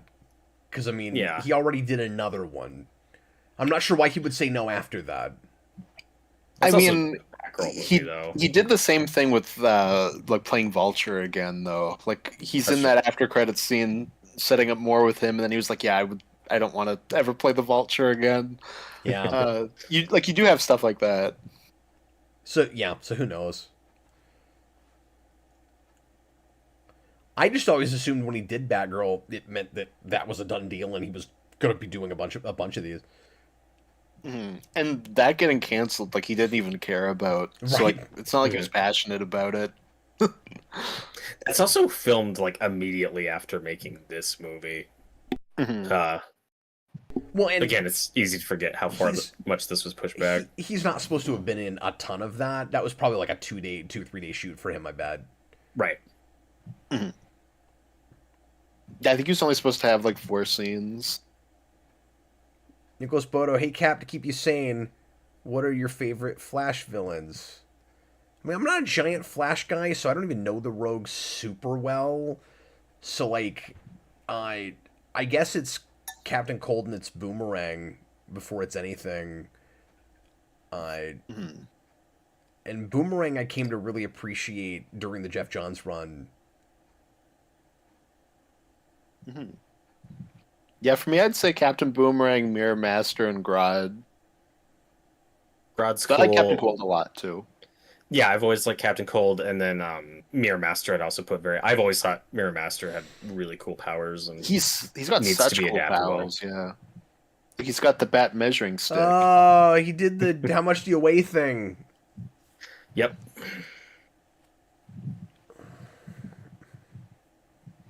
And he said, hold on. So we got to do all the 89 stuff. But I don't think he says you were a little heavier than what. Yeah, does We that can not get come that back? one in there. Now, I'm a giant hypocrite because I can't promise there's not a reference to that in my movie. I can't promise that. Oh.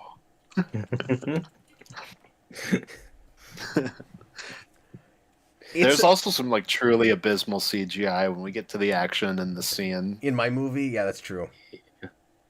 Yeah, exactly. Your movie's full of just awful CGI. And don't even try to say it's a creative choice, Cap, because we both know that's not true. And then once again, we got to put him in broad daylight. This is the. We try not to die. And they put that in the trailer like it was a badass line, and I made fun of it forever. Oh, yeah, and I forgot that we used Supergirl. We rip off the New 52 thing with her, and like with Morrison Superman. How so? Well, she's like the government has him captured, and he's just like sitting in a vault for a long time, and then Well, it's Superman and Flashpoint. I thought this was just a Flashpoint thing. Maybe it's in Morrison, but I know that's Flashpoint Superman. maybe I'm conflating them. I thought Morrison kind of did that too, but no, you're right. I guess that is Flashpoint. Whatever, it's all This around that is one same of the time. worst shots of the That's movie. that's so painful. But yeah, It's like that. That looks just as bad as like the time travel Yeah. stuff that's supposed to look weird. Yeah. yeah, you can't say it's. It's also intentional funny to think choice. that Keaton would have totally died there. He didn't try hard enough not to die. Don't worry, you get plenty of funny deaths with him later. I know it's the best part of this movie. But no, I'm dumb. This is a Flashpoint adaptation, and they just took that from Flashpoint. They made it Supergirl instead of Superman. Yeah. I don't know what I'm talking about. That's all good. They're both around the same time too. Yeah, well, and they do a lot of government stuff with Morrison Superman. Like they get his ship, and so I can't remember if they had him and then he escaped, or if some of that is in there. But that's what I was conflating. But what I was going to say a minute ago is, I almost said the greatest sin they commit with Keaton's Batman is showing that suit in broad daylight, but it's probably not. And also, I don't even love that suit. It's not a great redesign. Maybe the biggest sin with the suit actually is just losing the belt. Why would you change that? Belts aren't realistic, Cap. It still has a belt. It just isn't as cool looking. And people have mentioned in the live chat, I do like this casting for Supergirl. I think she had potential. No, I do too. This whole thing's a shame. Yeah, I just always felt like I was just kind of indifferent to her. She's fine, but she's also not getting to play real Supergirl, so it has that aspect to it. It does suck for her. Like, she had the most thankless part of this entire process, in that she had to do all of the press by herself, and then Yeah. Gets Oh very my little God, to do in that's this movie, and then is true. immediately discarded. I forgot about Mhm. that. And I might be alone on an island here. I like her suit fine. I think she probably has the best suit in this movie. The Supergirl. I don't dislike it. I mean, Yeah, I'm not the biggest fan of it's it. not my Yeah. favorite or Like, nothing, but it's fine in this. yeah, it's not my favorite, but like Cap has said before, there are a lot of different Supergirl suits that I like. There isn't like a singular favorite look for it. So as just one of them, I like this look okay. The weirdest thing about her is that again, this is supposed to be a hodgepodge of different universes, and I don't know where she's from. I imagine this is supposed to be the Supergirl from like more or less the Man of Steel universe. Like this is the one we've been waiting Yeah. for, but I don't actually know that. That's what Well, it's supposed to be, because there's a whole thing where... Well, I guess she's got that Uh, ass, so that's sort of a Yeah, tell. well, and the what if thing here is that when they shoot off Kal-El, Zod like blows up his ship. Okay, Yeah, that's like a twist later. so there's But, not like, even enough Zod looks the hodgepodge. same. Because then all we have, like the Flash and the Supergirl and Zod, that's all from the same universe. Yeah, And so everything in this you got- movie is DCEU except for Keaton Batman. That And it's just because Muschietti wanted to work with Keaton. that's it. Yeah. But then why is your conceit? Oh, there's this hodgepodge of universes, and then just all the flashes of stuff you get at the end.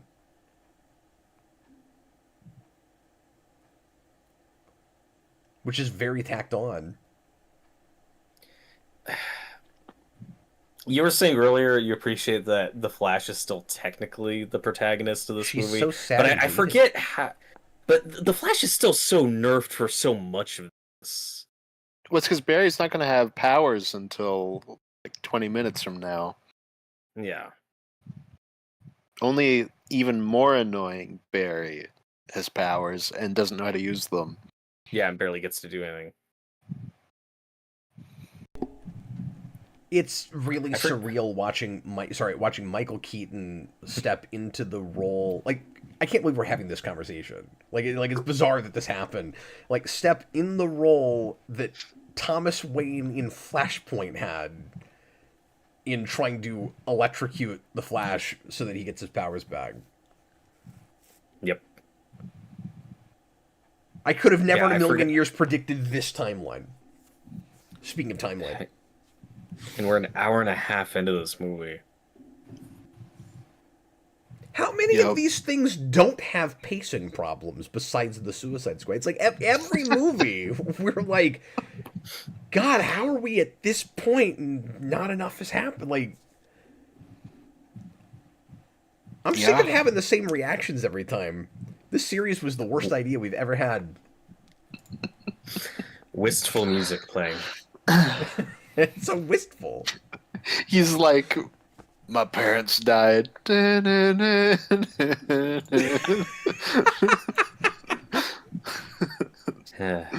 It's true. Waynes do die in herds.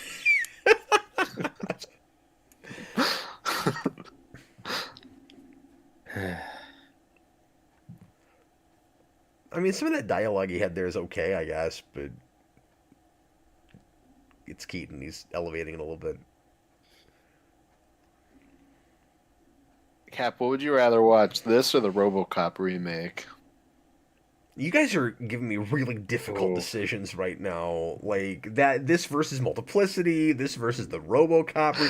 I actually think that one has an easy answer, but Yeah, but that's a dull and boring movie. But this makes me angry, and like at least watching the RoboCop remake, I wouldn't have to hear that stupid dick line.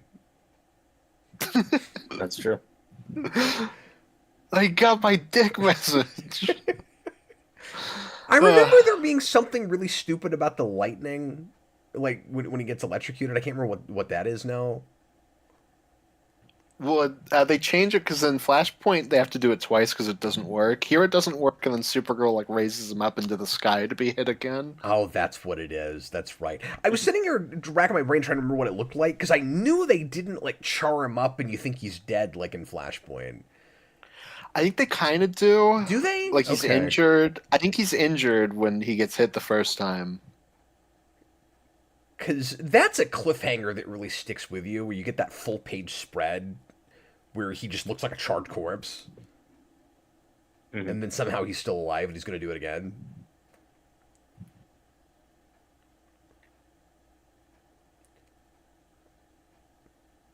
We got a He's bat. got the classic bat kite. Bat kite. Thank you. I was trying to decide what to call it. I was like cat like a bat weather balloon. He really did steal those balloons, and he branded them. I can't argue with a bat kite though. I can't argue with that. I'm surprised Barry Allen doesn't go, "Whoa, is that some sort of bat kite?" Yeah. I remember. I'm gonna Michael need you to stop doing that voice. And then he says his classic catchphrase, "Bazunga." Dude, I remember I've Michael been having Shannon. that all through this movie. I've been thinking of that stupid sitcom this whole movie. Like with the Eric Stoltz thing, I almost said that earlier. I was like, "This is just a shitty Big Bang." Now I'm just swearing. Big Bang. You got to drop the F-bomb. Maybe we'll get you there. I'll find the more appropriate place for it. Yeah. Anyway, Robert, I've been talking all over you. I'm sorry, man. No, I remember Michael Shannon talking about how unfulfilling coming back for this was. Like, I don't know if they had him for like a day or if he was just on a green screen or whatever, but he was like, "Yeah, I had no idea what I was doing." It was. Well, he was so hilarious because he's nothing like, "I don't understand pointless. multiverse," and I'm like, "I get that you're not into this stuff, but it's not that hard." I don't know. He's like, "I died. How can I possibly be in this?" I'm like, "You've never heard of alternate in anything? Never? Like, all right." And Keaton had the same thing. He's like, "Multiverse? What's that?" And I'm not even making fun of them. I'm not even making fun of them for not knowing what multiverse is. I'm more making fun of the people around them not being able to explain it to them. It's not that hard. Right. Yeah. To be fair, though, Cap, the examples he has to have are now, for whatever reason, only me is brought into this universe, and Spider-Man made people forget who he is, so I disappeared into another universe. That's true. It's all so lame. Yeah. Like, I would pay money to see Sony try to explain that to Michael Keaton. Robert, you're right. That would be a more entertaining movie. Yeah. Robert, you're right. He does get charged, or Austin, or whoever said it. Mm-hmm. Yeah, it's not as bad, but he does get injured. He apparently bleeds orange too. Yeah, that was weird. I'd like it better if he was Ezra Miller. I can believe just it. dead, and then we're just down to the one Ezra Miller. Yeah. I wish.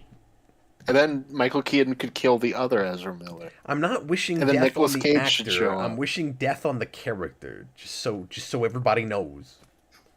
I was wishing it on both. Austin, Austin, you've taken it too far. I gotta reel him in again.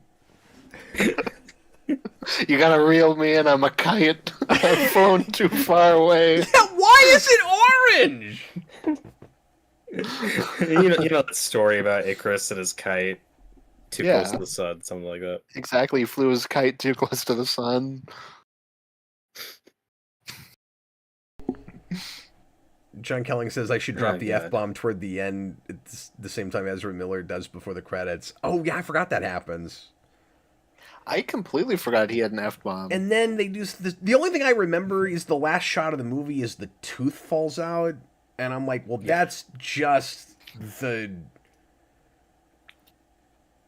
that's just the cherry on the shit sundae, is what that is. No, there are two very fitting endings to the DCEU. One being now the Flash is in the George Clooney world, and then his tooth falls out for not for no reason, but just because it's dumb. Yeah. And then Orm eating a bug. Those are the two perfect ways to encapsulate this universe. I'm with Cap. Like, just a lot of the crass, immature humor and stuff in this movie just is not gelling with me, and what's just supposed to be so childish and just action. We're just looking at action figures. and we sold this really hard Yeah, on kids. it's It's like, do any kids like this movie? well, a lot of it is trying to be super whimsical. I mean, like I didn't even show this to my kids, and Jason saw it with me in the theater, but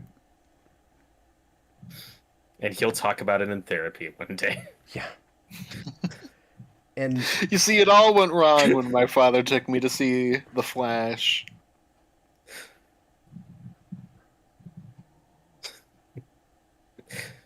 That cut to Dark Flash was like the Raimi Spider-Man one where we just cut to Green Goblin jump scaring the camera for no reason. Except at least the Goblin one didn't look like crap.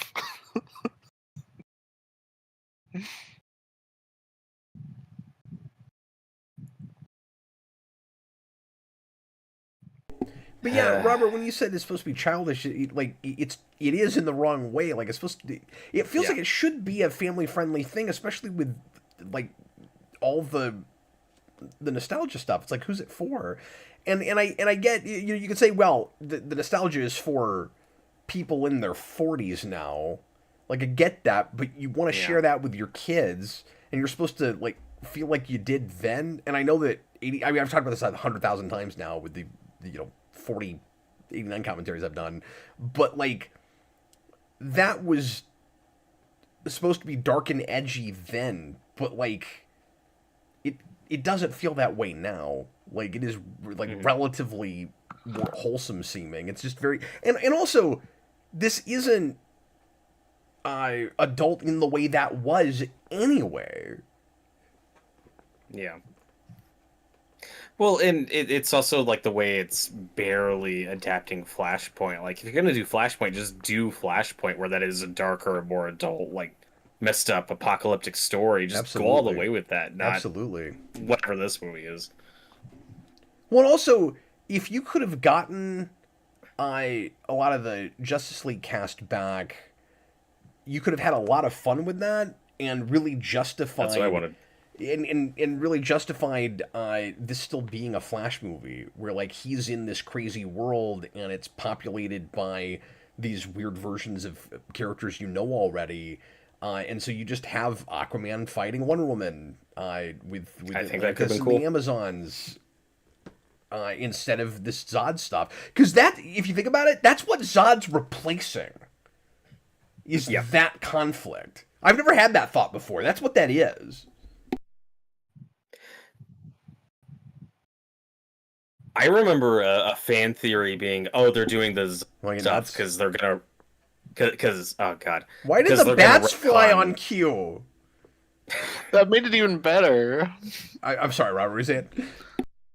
I remember a fan theory being that, oh, we're doing the Zod stuff because we're gonna retcon Superman snapping his neck, and that's gonna be one of the things we change and like soft reboot this. And with what we're left with, I don't know why we're doing any of this. Like, this isn't even a soft we were talking about earlier. Yeah, no, it becomes like, just properly. completely pointless, actually.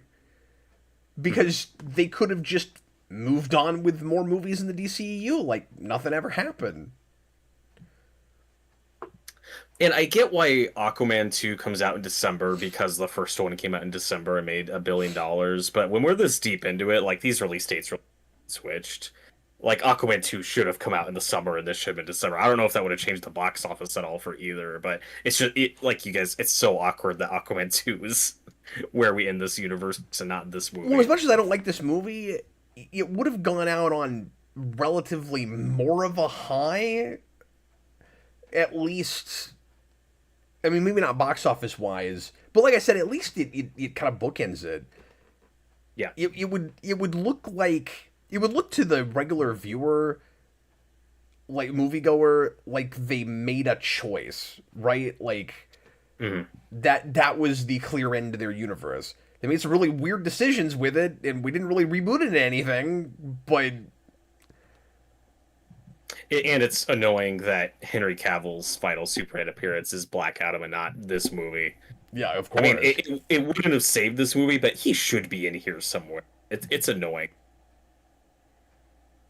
He's For a second, doesn't I get to be thought here. Keaton didn't have the eyeliner around his eyes anymore, I had that but I too. realized it's because it's so brightly lit Yeah. that, Yep. and I mean, I shouldn't have to spell this out, but I don't think Keaton Batman is supposed to have eyeliner. Like, it's just supposed to be shadow. Yep. It's supposed to just make it disappear. It's why you don't have him in bright daylight. Isn't this just an awkward freaking looking group of superheroes? You got two Flashes, one wearing a spray painted bat suit, and Supergirl in, like I said, a costume that's okay, but sort of odd, and Keaton's Batman flying around in a Batwing. And that's all you get. I was expecting so many more people to show up in this climax, not the montage we get. Yeah. Have you read Captain Coon's super chat yet? No, I will in a second. They love the Batwing spinning around itself thing. Like, they love that. Would be cool if your Funko could do that. I know. I wish it did that. I don't know if the regular toy did it, because I didn't obviously bother with that. They made a gigantic one. Did you see that? Like, there's one that's almost the size. Is it Robert, the size of the animated series car that I have? Probably not that big, but I remember it being I think it's pretty big. Captain Coon, $5 super chat. Make this your Flashpoint Justice League. Keaton Batman, Cage Superman, TV pilot Wonder Woman. No, not TV pilot Wonder Woman. Don't do that. Nobody Linda knows. Carter Wonder Woman. Nobody knows what that is. Justin Hartley, Aquaman, Black Adam's Hawkman. Yeah, you can't get that obscure. No, it should be Super Friends Aquaman, where he's just a 2D cartoon, and he's just the only one. Yeah, or and then get Zemeckis to direct it. that's great. Or Brave and the Bold, so you can just keep saying outrageous over and over again. You got Diedrich Bader in this movie, okay? It's also just weird that, like, the main enemies, the faceless army we have to fight at the end of this, are all Kryptonians. So it's just like the Flash is running around knocking out Kryptonians, but it's kind of stupid. Oh, he found him because he will find him. I did find him. He did it. Oh, is she the Codex in this one for some reason? That's the twist. Right. Well, it's the twist because she's the one that's here. So, like, she's got to be important because she's in the movie. Michael Shannon is giving Dakota Johnson his Madam Web vibes where he just does not want to be here. I don't know if I did the gong for that last super chat. And then Bob the Hun, $2 super chat should end with... Okay, I'm reading a super chat, okay? This is not coming from me. Should end with Ezra Miller castrated by Keaton's Batarang. That's what it says. I agree 100%. That's of course you do. You're hoping for people to die on stream. Stop that's it. not... Oh, no. That's not dying. Ezra Miller has to live with being castrated at that point. That's a fair punishment. Yeah. That's like the end of Inglourious Bastards. Ezra, you think you can just go home and take off your Flash costume? I'm gonna make it so that people will always know. I think that shot they just did with the orange lightning on one side and the blue lightning on the other side was maybe a reference to a cover, to a comic cover. Oh, possibly. During the now Young run. Barry is doing the Flash TV show of just zapping everyone. Yeah. Yeah, the thing I don't like about the zapping is I want the lightning to either just be an aesthetic effect or actually be a thing you can use. It can't be both.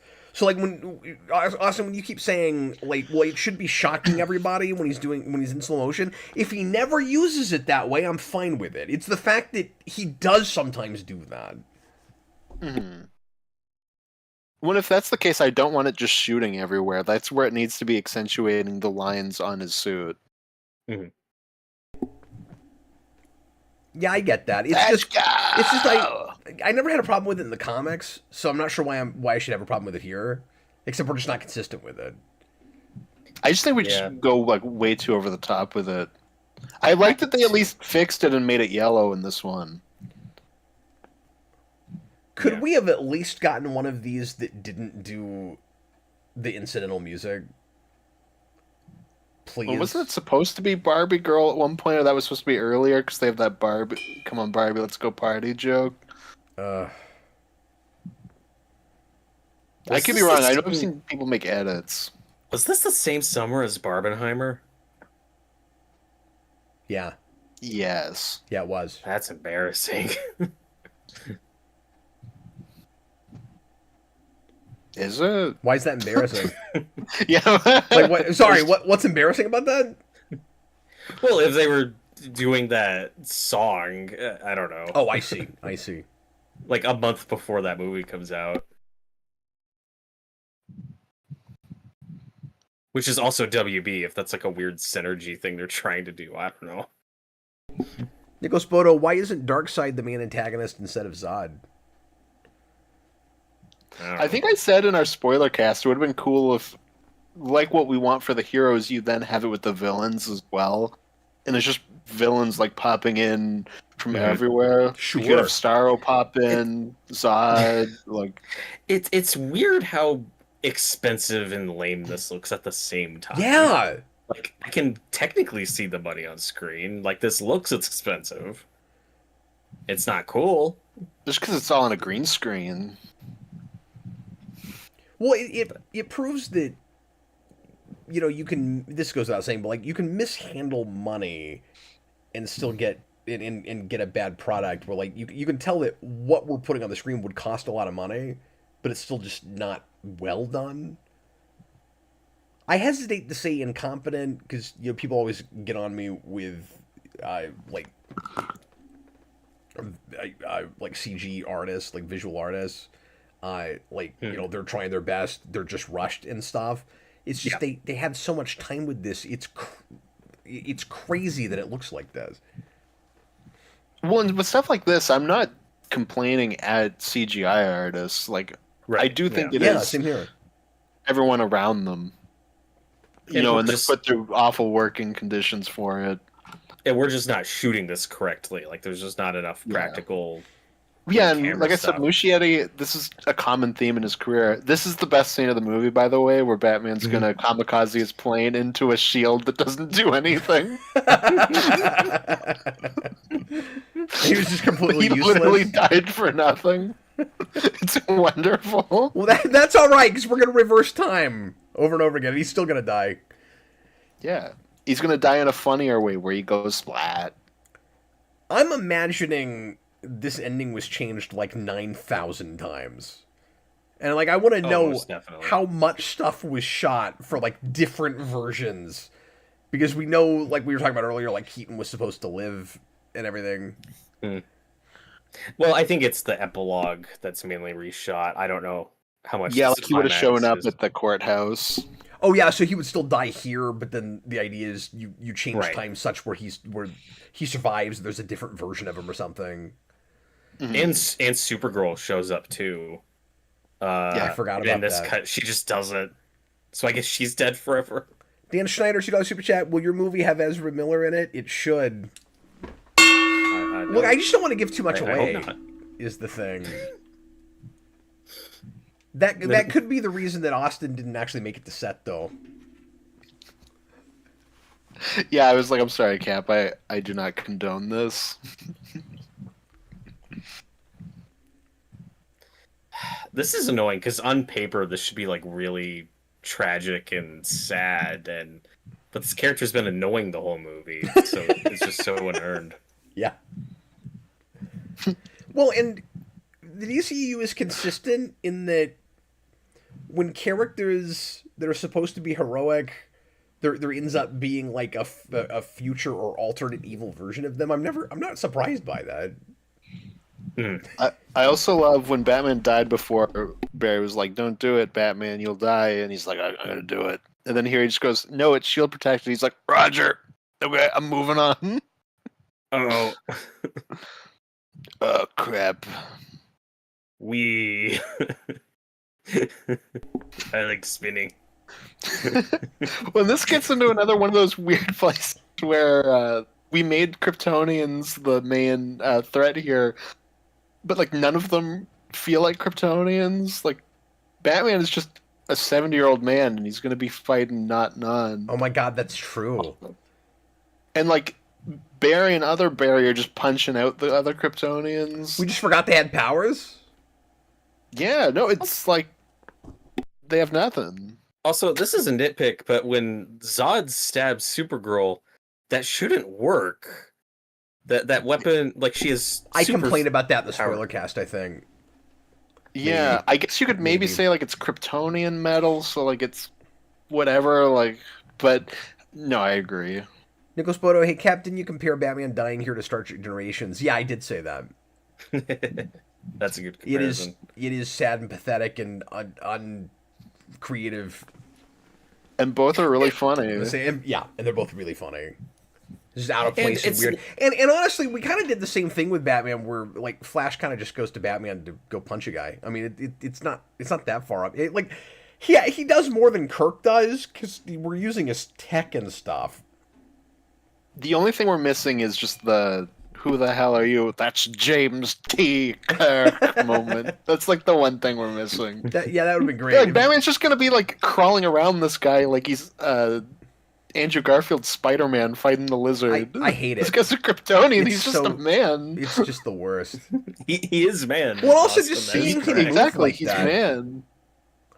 He No. doesn't even splatter when he hits the ground there. No, Austin, that should have been the "I'm Batman" moment, where like Zod, sure. Zod walks up and is like who are you? And he goes, "I'm Batman." Like that's your He literally killed your that Batman. giant nun guy with just a bomb to the head. Also, Solo music playing. we did the blood on the mouth in exactly that place, just for another callback. Yep. Oh yeah, I didn't Yeah, think of that. because that's exactly where it is in the cathedral. That's why. We did Yeah, that. I forgot. Yeah, I saw a still of that the other day, and I was like, "Oh, wait a minute! I don't know if I've thought of this before, but that's all that is." That and you've Yeah. seen that movie 20 times this year. Yeah, still not enough though. I'm way behind on that. And if they went with the original ending where Keaton shows up again at the end, it's like, okay, so this didn't matter. It's whatever, just time travel stuff. But as is, it's like, this is, if we never see Batgirl, this is the last time we'll ever see Keaton's Batman. This scene, and that's really weird. This was what cemented Unfortunate. it to be the greatest comic book movie of all time to James Gunn. He was like, thank God, yes. I've been waiting so many years to see this. Well, that's the other thing that's so awkward and kind of stupid about it to me is we bring in Keaton's Batman. It watches like for closure, like somebody needed that. We're like, oh, we never saw what happened to him. We need to kill him on screen. It's very important that we see him die on screen. Like, why? And then I don't even buy it's that version of that character. Yeah.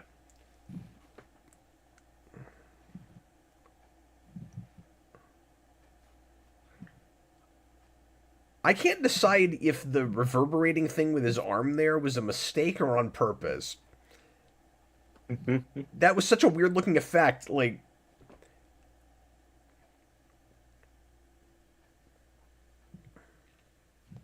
Like I said, on paper, I don't hate this idea of having another Barry and then like deforming him and turning him into the rival or whatever they're doing no, but I have to here like as this our character evil in the first twist place. villain. Right.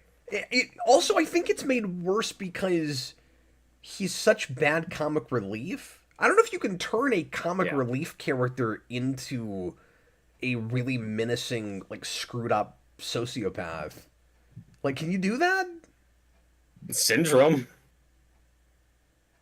I don't Well, know. I guess when you're doing this Flashpoint thing, Yeah. it's interesting that, you know, the villain plan is basically what started this, just his need to save everyone.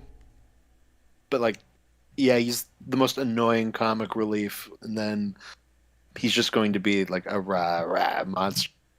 No, Austin. It works. It works in an outline.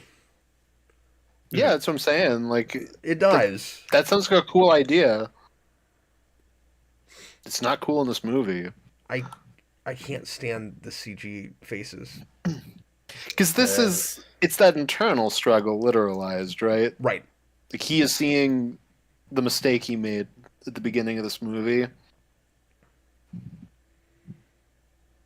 And remember, there were like screenings of this like a month before it came out, where the one negative thing you were hearing across the board was the CGI, and they were like, "Oh, don't worry, it's not finished. It'll be done." And then, nope. And then it was a choice. And then it was a choice. Yeah. What word of advice for anyone watching this? If you have a blockbuster film that's like a month out, and people are saying, the CG's not done, it's like, no, they're out of time. Like, what you're seeing is what's going to be. It's done. It's done. Yeah, most of the time when we get worried in about trailers and people say it'll probably look better, it doesn't when you get to the main film. So like when you have it this close, yeah. Again, how often has it like that? I'm really worried about Fantastic Four. Yeah, that only applies to teaser trailers that come out like months early. That's the only time that. If it's like a year. Because the worst CG we've seen from that movie was Silver Surfer. It was like 3 months out. Mm-hmm. Yeah, there's some wonky stuff in that new final trailer they put out too. Oh, I didn't know there was one. Oh yeah, they do a thing that we do in every Fantastic Four movie, and I can't believe we're doing it again. Oh no, I'll look at that after this. Yeah. Crap. I was like, come on, how are we still doing this? Aren't you wrapped up in the emotions of this monologue? Unfortunately, no, I want Ezra Miller to be stabbed by more shrapnel. Robert, to the question I asked you a minute ago, I guess it's that you can make anything work thing where like if you take the most immature and comedic one and you can really get me there, it will be a real surprise and kind of shocker twist when that character turns out to be like the scariest, most horrible villain. Mm-hmm. So like I guess it can work. I can't think of anything that does exactly that. Like the syndrome thing. That's not a terrible example, but he's not like comic relief. He's like, barely in them. I mean, he is played as a joke, but he's also not in the movie much. Right. Before he's a villain. Well, and there's something clearly kind of off about him from the start that you don't have with this. That is a needy kid with the issues that like needs parents. Yeah. And with this, I don't have this feeling that the movie is trying to communicate there's anything else going on with him. Well, it reminds me of a little. I don't know if either this reference. There's a great two-parter in Justice League, the cartoon, where it's like their take on Earth 2 or the Justice Society. Where the twist villain of that is like the kid's sidekick mascot character who's not played as like overly jokey or whatever. It's just like, oh god, like this kid is actually like a total monster who can't let go of the past, and like that was effective. Now we've even got 3 of them. There's so many Ezra Millers here. It's really getting out of hand. It's just the last actor on the planet you would want to have to see this many times in a scene. There's just so much CGI. Oh, that was Barry the whole time. I mean, maybe Amber Heard. You only just figured that out, Barry? Maybe Amber Heard or Rachel Zegler. But other than that... Yeah. Well, that's another thing, too, with the people wanting, like, the Snyderverse to continue. It's like, we had just 2... I'm not going to throw Rachel Zegler.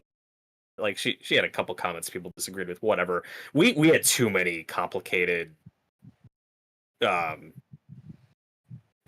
problematic... The main Justice League is basically gone now. This is probably the grossest thing in this movie. I forgot about George Reeves. The George Reeves thing, and this film came out on the anniversary of his death. Did it really? Yeah. Yeah, on the day. Wow. It's so distasteful. Yeah, no, And- it's just gross. Well, here's what really bothers me about it, and then of course we do it with Christopher Reeve. If there's not really anything happening in these scenes, and I get that they're all supposed to be like, looking on and seeing the crisis of it all, but what is stopping you from? I mean, this would seem kind of lame, but it at least wouldn't be gross like it is. What is stopping you from just using real scenes? Yeah. Like, just take footage, and then nobody's going to complain that you're doing anything uncouth. Just use footage. You might as well. And then it's fine here because we actually brought this actor in. So you can do this. But then we ruin it with CGI. Yeah, no, I know it sucks, but it's not unethical. Yeah. Yeah. And it should have been the Brainiac spider from that movie. Yeah, I totally agree. Because it's so generic. It's like, it's lame and generic, but it's at least not wrong. No, it's not as morally disgusting wrong. as the George Reeves thing. Yeah, well, especially when we found out that he actually was there. You also could have just used. I mean, I still don't like the ugly CGI. Kirk Allen would have been better. Because I don't know, that's less distasteful than George Reeves. And there's no. Well, actually, sorry. I think there's one Jay Garrick there. There is. Oh yeah. Outside of that, it's mostly Batman and Superman. Yep. Well, and it's just a generic, like, created for this movie, Jay Garrick. It's not even. Yeah, that's what's weird about CW that, version. because it's not like there was It's a not anything. serial or anything. Well, they treat it like there was a serial. Because it's black and white. Mm-hmm. It's like, oh right, this is a Flash movie. So they're like super inconsistent about it. Because I feel like everything you should put on screen should be things that were real.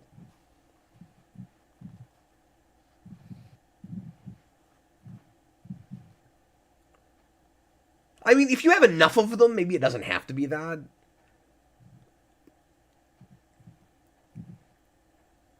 Yeah, but like we were saying earlier, just do more cameos and let them be actual cameos. Do what Deadpool Wolverine did. Actually use those actors. Let them be characters in the movie. Yeah. Oh. This is all your fault, Barry. It's also pretty crazy how late this movie comes out into Marvel's multiverse saga. Yeah. Because, like, Marvel's already... I mean, I mentioned that, of course, with No Way Home, but, like, they've already gotten way ahead with the whole multiverse idea. And it always bugged me that DC didn't get to it first, because that's a DC thing. And it always irritates me when Marvel does crisis-type stuff. When this was supposed to. It should have... Yeah. It should have been first. No, I watched a video today on the DCEU where they were talking about their history of DC's doing a thing, so we're going to do our better version thing. Like we have with Civil War and BVS, for example. Right. And they suggest that they knew DC was doing all this multiverse stuff, and then it kind of trapped them into it, where they were like, oh, we'll get there first and beat them out on it. And then, obviously, look how well that happened. Well, this completely died. And now they've moved on from it. I thought it was just kind of an interesting idea.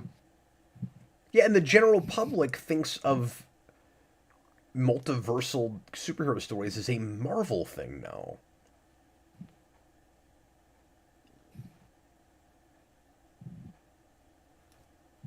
Yeah, which is really sad, because that's so much more of DC's thing in the comics. Yeah, and Marvel's done it really and now I'm poorly. sick of it. So, everybody also kind of hates it. And we already had that in comic circles where people were really sick of that and thought that it was a lazy crutch. And I agree, but we've talked about this a lot in the past. Like it's an idea conceptually I've always been fascinated by and have liked it in comic stuff before. And it just kind of hurts my feelings that that's happened with it. That like we're already in a place where everybody's sick of it, and it's not been done well in superhero stuff on screen. The best thing that's done it is Everything Everywhere All at Once. And how do they do that in the middle of Marvel's multiverse saga, and no comic thing can get it right. Yeah, well, and the Spider-Verse, it's like the One, it's also Yeah, that's crazy true. because No, of course. I don't know You why I know- wasn't thinking about that. I guess I was just thinking live action stuff. But yes, of course. And Spider Verse did nail it. But anyway, I'm it's sorry. also crazy too because Lucy Liu won the Oscar for Everything Everywhere, but then she's the main villain of No, shit. stop it! Stop it! Sorry, Robert- I'm really stoned, guys. I'm sorry. Robert wasn't here for any of that. Yeah, this is all new to Robert. He has no idea what we're talking about. That was a brilliant payoff to something that happened 3 hours ago. It's a shame we're talking over the most decent scene in this movie. Yeah, that's true. And this is the place where I'm like, oh, okay, well, he's kind of giving a performance here. Yeah. No, this is a sad scene. Like I said, this mom actress is dynamite, but Yeah. also at the same time, like Ezra's nailing it, the emotion here too. And he didn't get a ton to do. The dad's not bad either. No, he's fine. He's just fine. I mean, I wish he wasn't recast, but And but yeah, and speaking of the multiverse stuff, I think this came up earlier. We did get an Ezra Miller cameo on the CW, which is right. still bizarre. Yeah, we talked about that last night. Like, I really don't want any multiverse stuff in the new DCU. I'm so sick of it. I only want it if we're stunt casting. Like, if we let David Cornsweet and all the other new actors playing alternate versions of themselves, then that's sure. But we're sick of the stunt And casting. don't do giant events out of it. Just there's cool smaller Right. stories you could do with that kind of stuff. Yeah. If you do Flash of Two Worlds, keep it simple. Just if that's how you bring Jay Garrick and the Justice Crisis on Society, and Two just keep it Earths, simple. or like there's smaller stuff. It doesn't need to be like, the whole universe, multiverse, whatever's at stake. Like That's why I'm excited for the Elseworld stuff. It's like that's where you should do the stunt casting where it's appropriate. It's like just do Elseworld standalone movies that don't cross over, or that aren't big events, that could just be cool, self-contained stories. Well, I wouldn't mind seeing an Elseworlds movie that was some of the same actors playing completely different versions in another universe that will never cross. That like it'd be kind of fun if you did like Earth 2 stuff with maybe some of the same actors. There's hi, Michietti. Who do you think you are, Peter Jackson, eating a hot dog in frame? Get out of here. Matthew Vaughn pitched doing a Superman Red Sun movie with Henry Cavill. I think that would be cool. I'd watch that. Like, I think that'd be a cool way to bring him back and do something completely different. Yeah, I like that. And I think he would be right for specifically that version. Mm-hmm. Joel Davis, $2 super chat. Is Gunn's big story Kingdom Come? Probably. I'm not sure. We know he's been looking at that hard, and I would not be surprised if he wasn't eventually planning on doing something with that. Whether he makes it or not. We know he stopped the animated movie. Yeah, so that's significant. That he said, no, you're not going to make a crappy, cheap animated movie of Kingdom Come. I like that material. And really I also think we'll get some form of like New Frontier for whatever their first Justice League is. Yeah, Good maybe call. so. Well, in Cornsweet having like the Kingdom Come looking logo, I won't be surprised to do a version of that line. Several movies in, I could see that shift happening. Mm-hmm. No, I'm sure he's doing something with that. I mean, Supergirl's got a blue one, so it's not like they're opposed to doing different colored versions. And yeah, this is the scene where originally Michael Keaton showed up, and Supergirl shows up, like she flies in. Mm-hmm. They shot Yeah, it. then they reshot it with Affleck. Yeah, I forgot about all that. And now it's like, oh, this Supergirl's just dead, I guess, because she come back. It's really distasteful. No, they both are. It's great. Yeah, I mean, Brett Pritchard, obviously, we know that that's the Kingdom Come symbol, but the question is like, are they going to adapt specifically that story? And I think it'll take elements. When of he it. got the I was gonna say it'll probably be that before it's the full story. Yeah, I don't know. Hmm. I mean, when he got the job, he was posting about Kingdom Come a lot, and yeah, it's really hard to say. It's definitely one of the main things he's looking at for his universe. Just like I think New Frontier is too.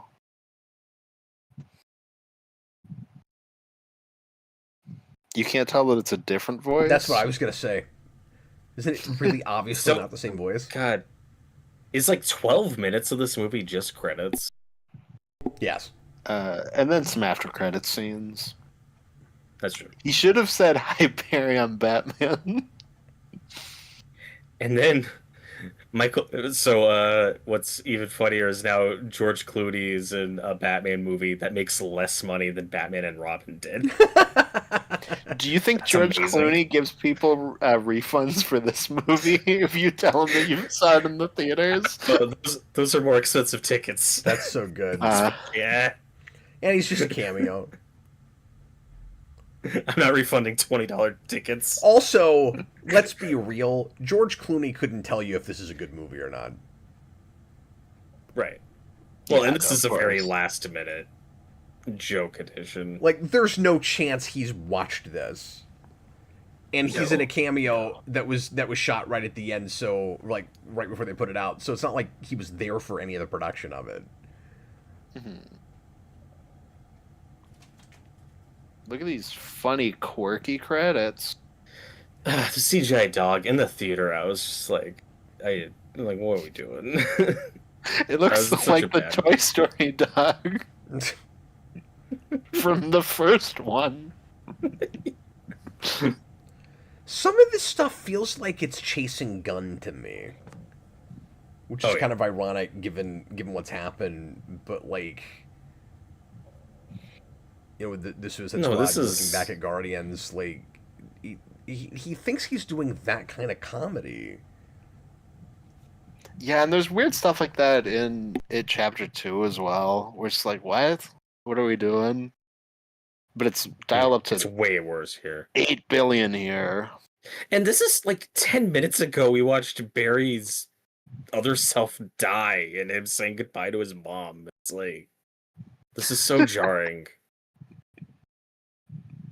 Yeah, it's true.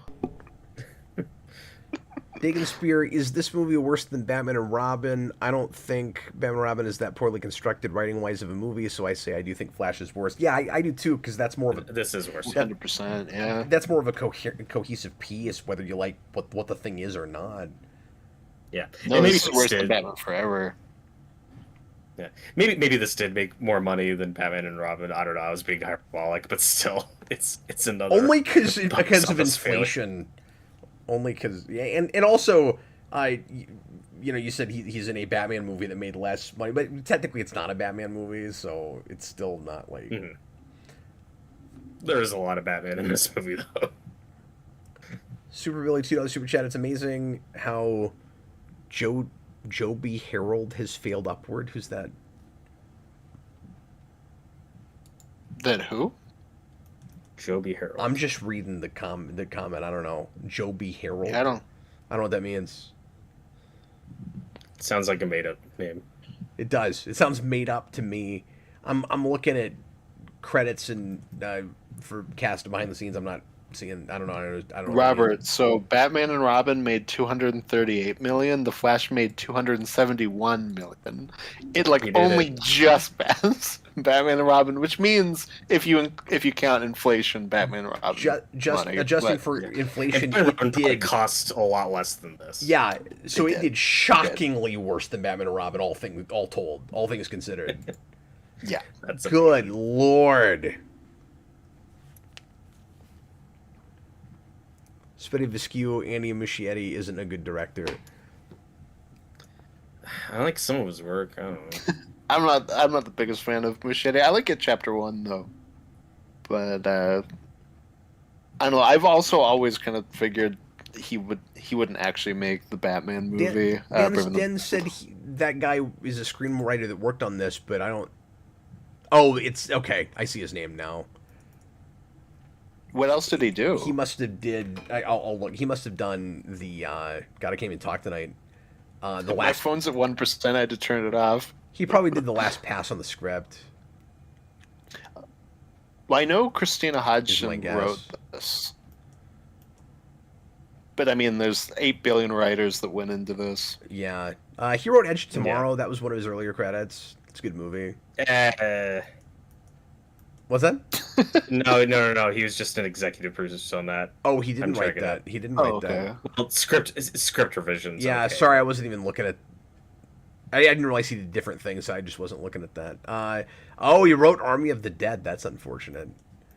Oh, no. And he wrote King Arthur, Legend of the He Sword. wrote Rise of the Beast. No.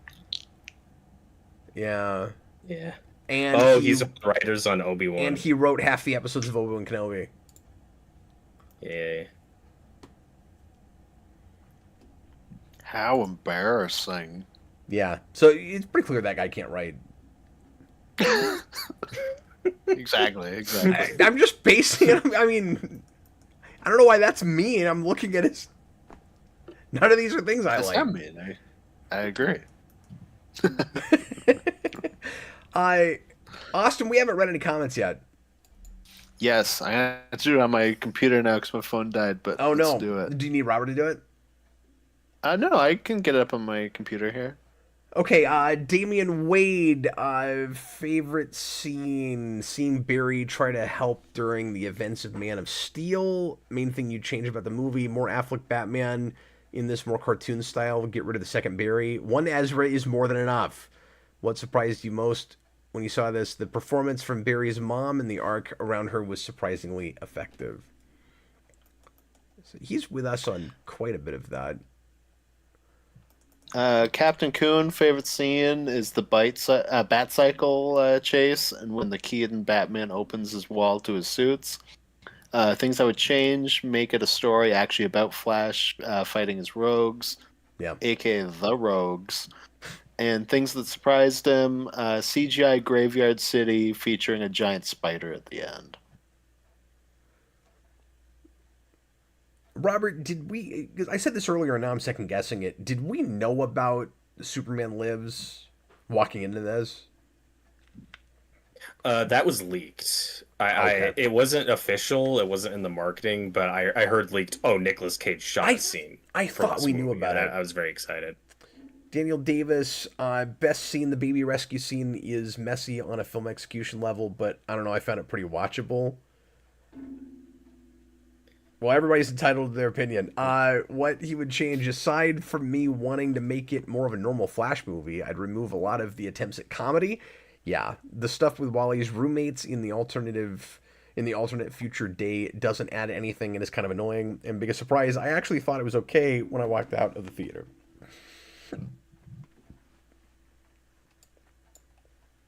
That is surprising. From Johnny, says favorite scene: the scene with Barry and his mom in the grocery store. Things I would change: make it a real Flash movie. Things that surprised me: that there was anything I liked in this movie. Boy, everybody's got the same change, it looks like. Okay, great. Favorite scene: Aquaman stumbling out of a bar and face planting into a dirty puddle on the sidewalk would have been a fitting way to end the DCEU. Too bad this didn't release last. Yeah. We'll see that in a little bit. Change, make an actual Flash movie. Use any of the Flash villains. Just pick one. Or better yet, do the Rogues. So many of these DCEU movies are team-building movies. Flip it, one hero versus a team. That's a great point. And he's surprised that Michael Shannon agreed to come back and is doing some of the best paycheck acting I've ever seen. Dude is literally sleepwalking on camera.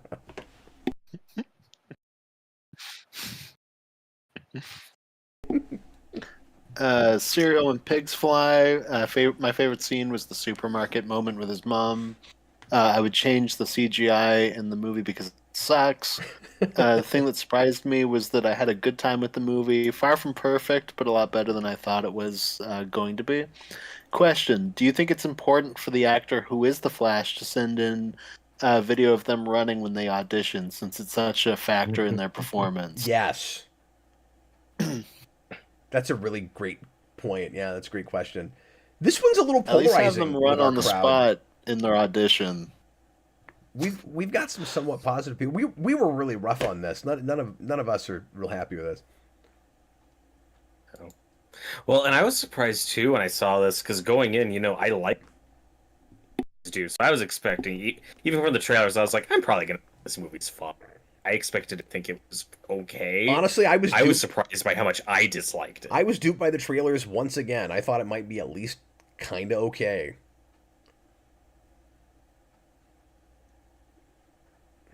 I hated most of this. I was Yep. not in a good mood. Yep. This is also a great way to end the DC universe. It's just Jason Momoa face down in a puddle. It's fine. He'll be Lobo. Exactly. Yeah, Austin, I don't know if you missed it, but that's what one of the commenters said. Was the Oh, I did miss that. Yeah. Like I said, my phone's at 2%, so I had to turn chat off. Oh yeah, you're okay. But no, I read it a couple minutes ago. He was like, Oh, sorry, I must have missed it. he was like, didn't hear you. this should have been the end of the DCEU. He said this is the Yeah, reason I he do wished like the Flash bug was scene last. more, but from Victor, he says favorite scene. Call I me can't believe they crazy, shot but I that. thought the microwave baby sequence was delightful. What I would change a lot.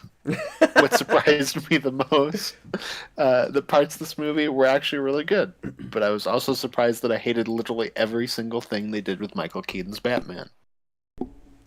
Yeah.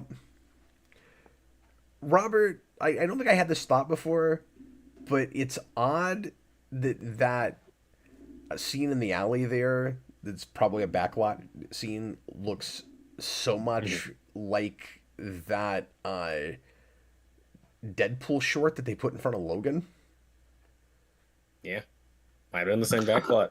I don't know. It looked really similar to that. Chewbacca's lover. I will never watch a movie where Ezra Miller is the main character. That's all he says. Austin, do you have any more? Yes, Super Billy. His favorite scene was Barry's final farewell to his mother. Thing he would change is everything except the basic premise. And his biggest surprise was that the film functioned as both an origin story and a Flashpoint adaptation. And then, Yeah, I'll pull this up on my iPad. Here, just give me a second. I've got one more. Okay, read out your last one while I'm doing. Back Pulling this Studios up. best scene, the scene in the store, of course. Nothing else really even comes close to matching that. Yeah, most of us have said that. But a couple people really liked that Affleck scene. The thing he changed the last 3 or 4 rewrites. This movie just clearly feels overstuffed, so it needs trimmed, streamlined, and given a more satisfying resolution to the villain plot. Biggest surprise that Ezra Miller can act. I don't like them, but the performance is actually the primary thing holding the film together for me as much as this film could possibly be held together. That is, in the words of the late Dr. Arthur Davis, you see what I have to work with here. You see what I have to work with here!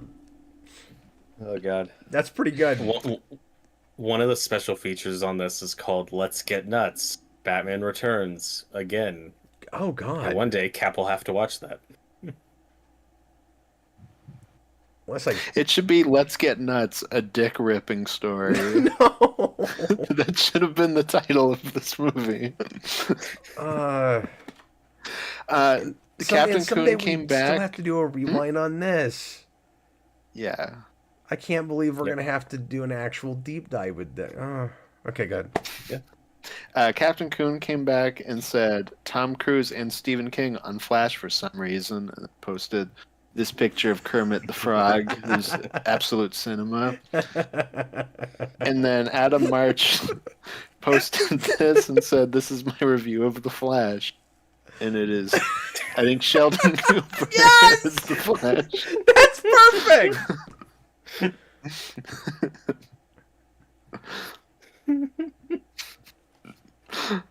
So, Well, beautiful work. My biggest surprise was that this was even more fucking miserable than the last time I watched it. No, you did it. Yeah, you did it. One.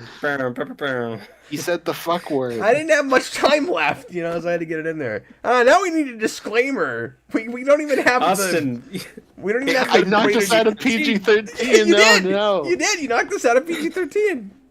Hey, the snut has 2 F-bombs, so we're just being like the snut here. God, why'd you have to do that? 14 at least. Austin, why'd you have to do that? TV-14, like Black Adam.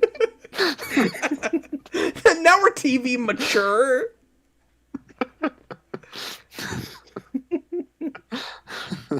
God. Why'd you have to do that, Austin? Fuck you. Hey! Now we're X-rated. I'd like to think that Chewbacca's lover is quoting David Thunderbolts, who just said, yes! Yes!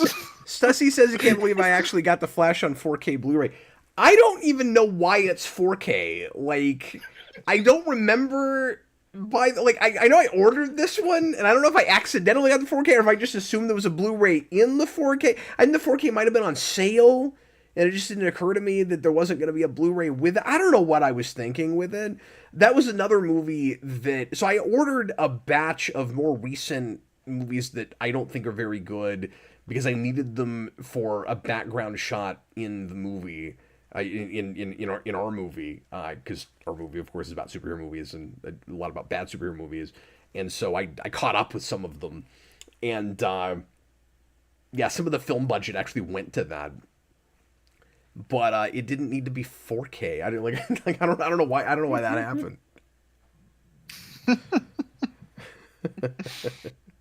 It is beautiful. I hope that is the only 4K superhero film you own, at least. It's not. I have more. And I have more, and besides 89, I have more. I have at least one. I might that have means you have to two get returns, 4Ks. then you'll have the full trilogy.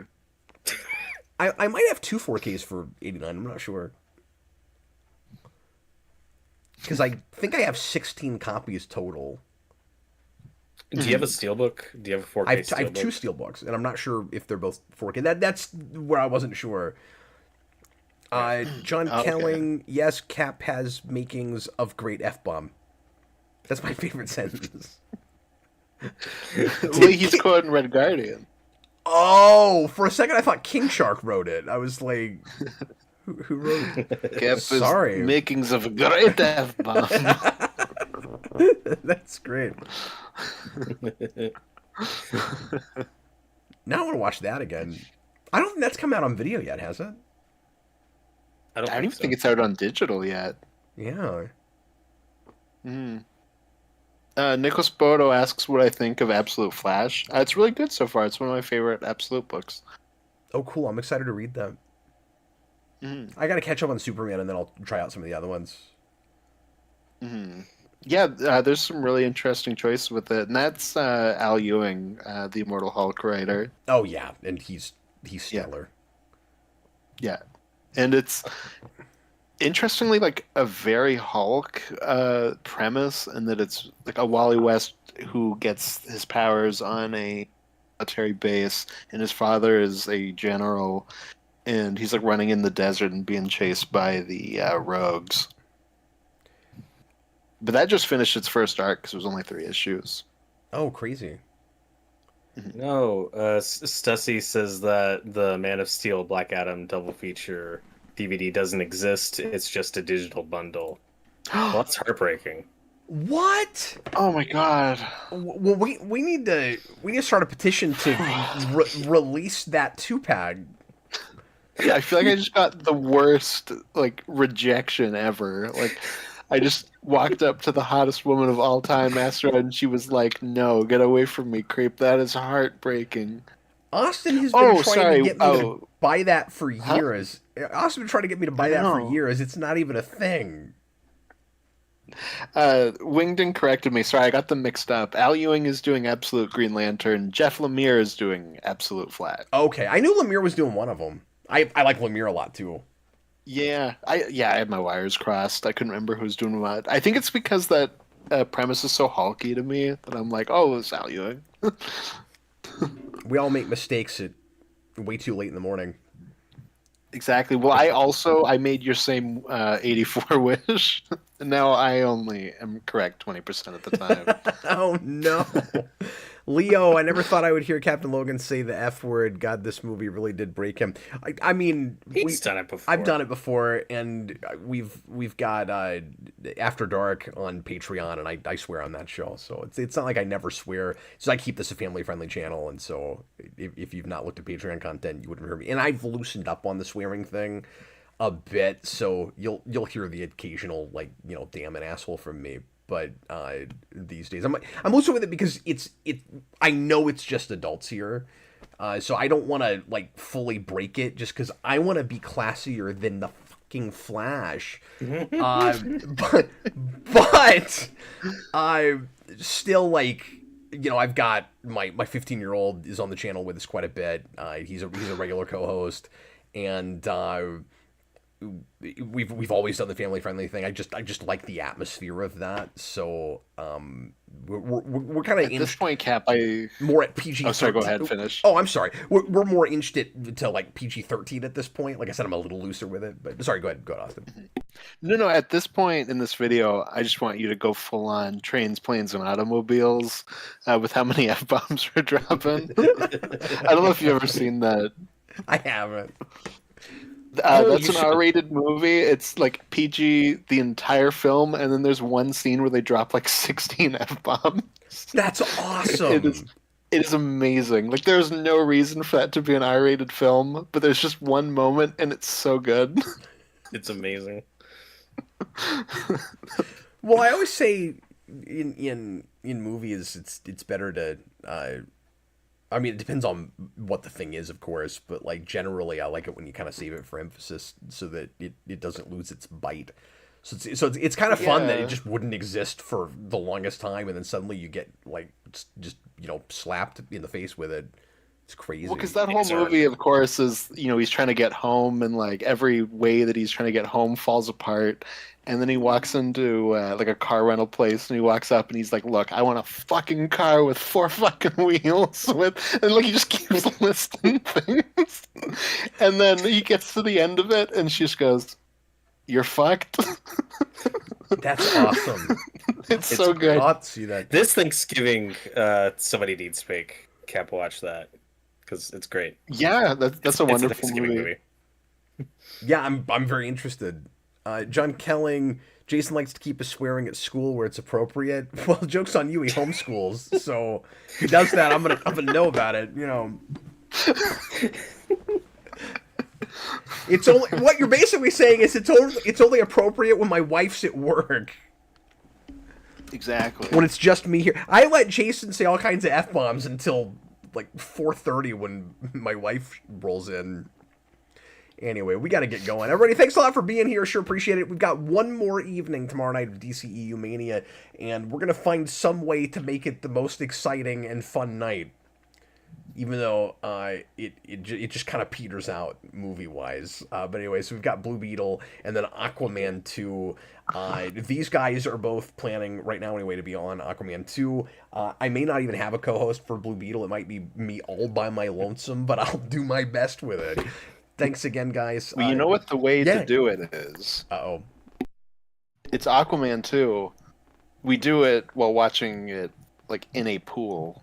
So that we're also swimming on camera while watching Aquaman 2. See, I don't like that without DJ here, but... Fair enough. And I tried to get him to come on to one of these, and it was a decisive no. Same thing with Dan. I invited both of those guys just because we were having a lot of panelists, and I always invite those guys to stuff, and I knew neither of them would show up. It was a decisive fuck no. They were they were very nice about it, but there was an air of why are you even doing this from both of them.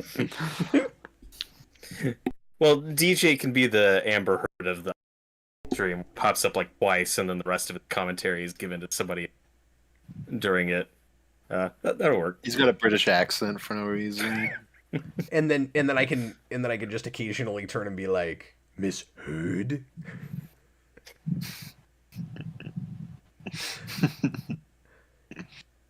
Anyway, well, we'll see you later, folks. Thanks for being here. I was Captain Logan, and we had Austin the Day Ghost and Robert Wild. You guys are awesome. Thanks for suffering through this with me. But I had fun watching it with you guys. Sure. This is the last time you'll ever see Robert. He's gonna go hang himself in the garage. Well, I keep thinking with this whole exercise, because you've been on all these, Austin. I'm waiting for your resignation letter on the Super Review and Commentary Project. You're like, yeah, I'm gonna give it on camera in the last episode. Oh no! Until we make it big. He's like, yeah, I was okay spreading them out, but I'm never watching any of these again. I'm gonna read it out and be like, and do you accept my resignation? All right, thanks again, guys. Good night, everybody. See ya.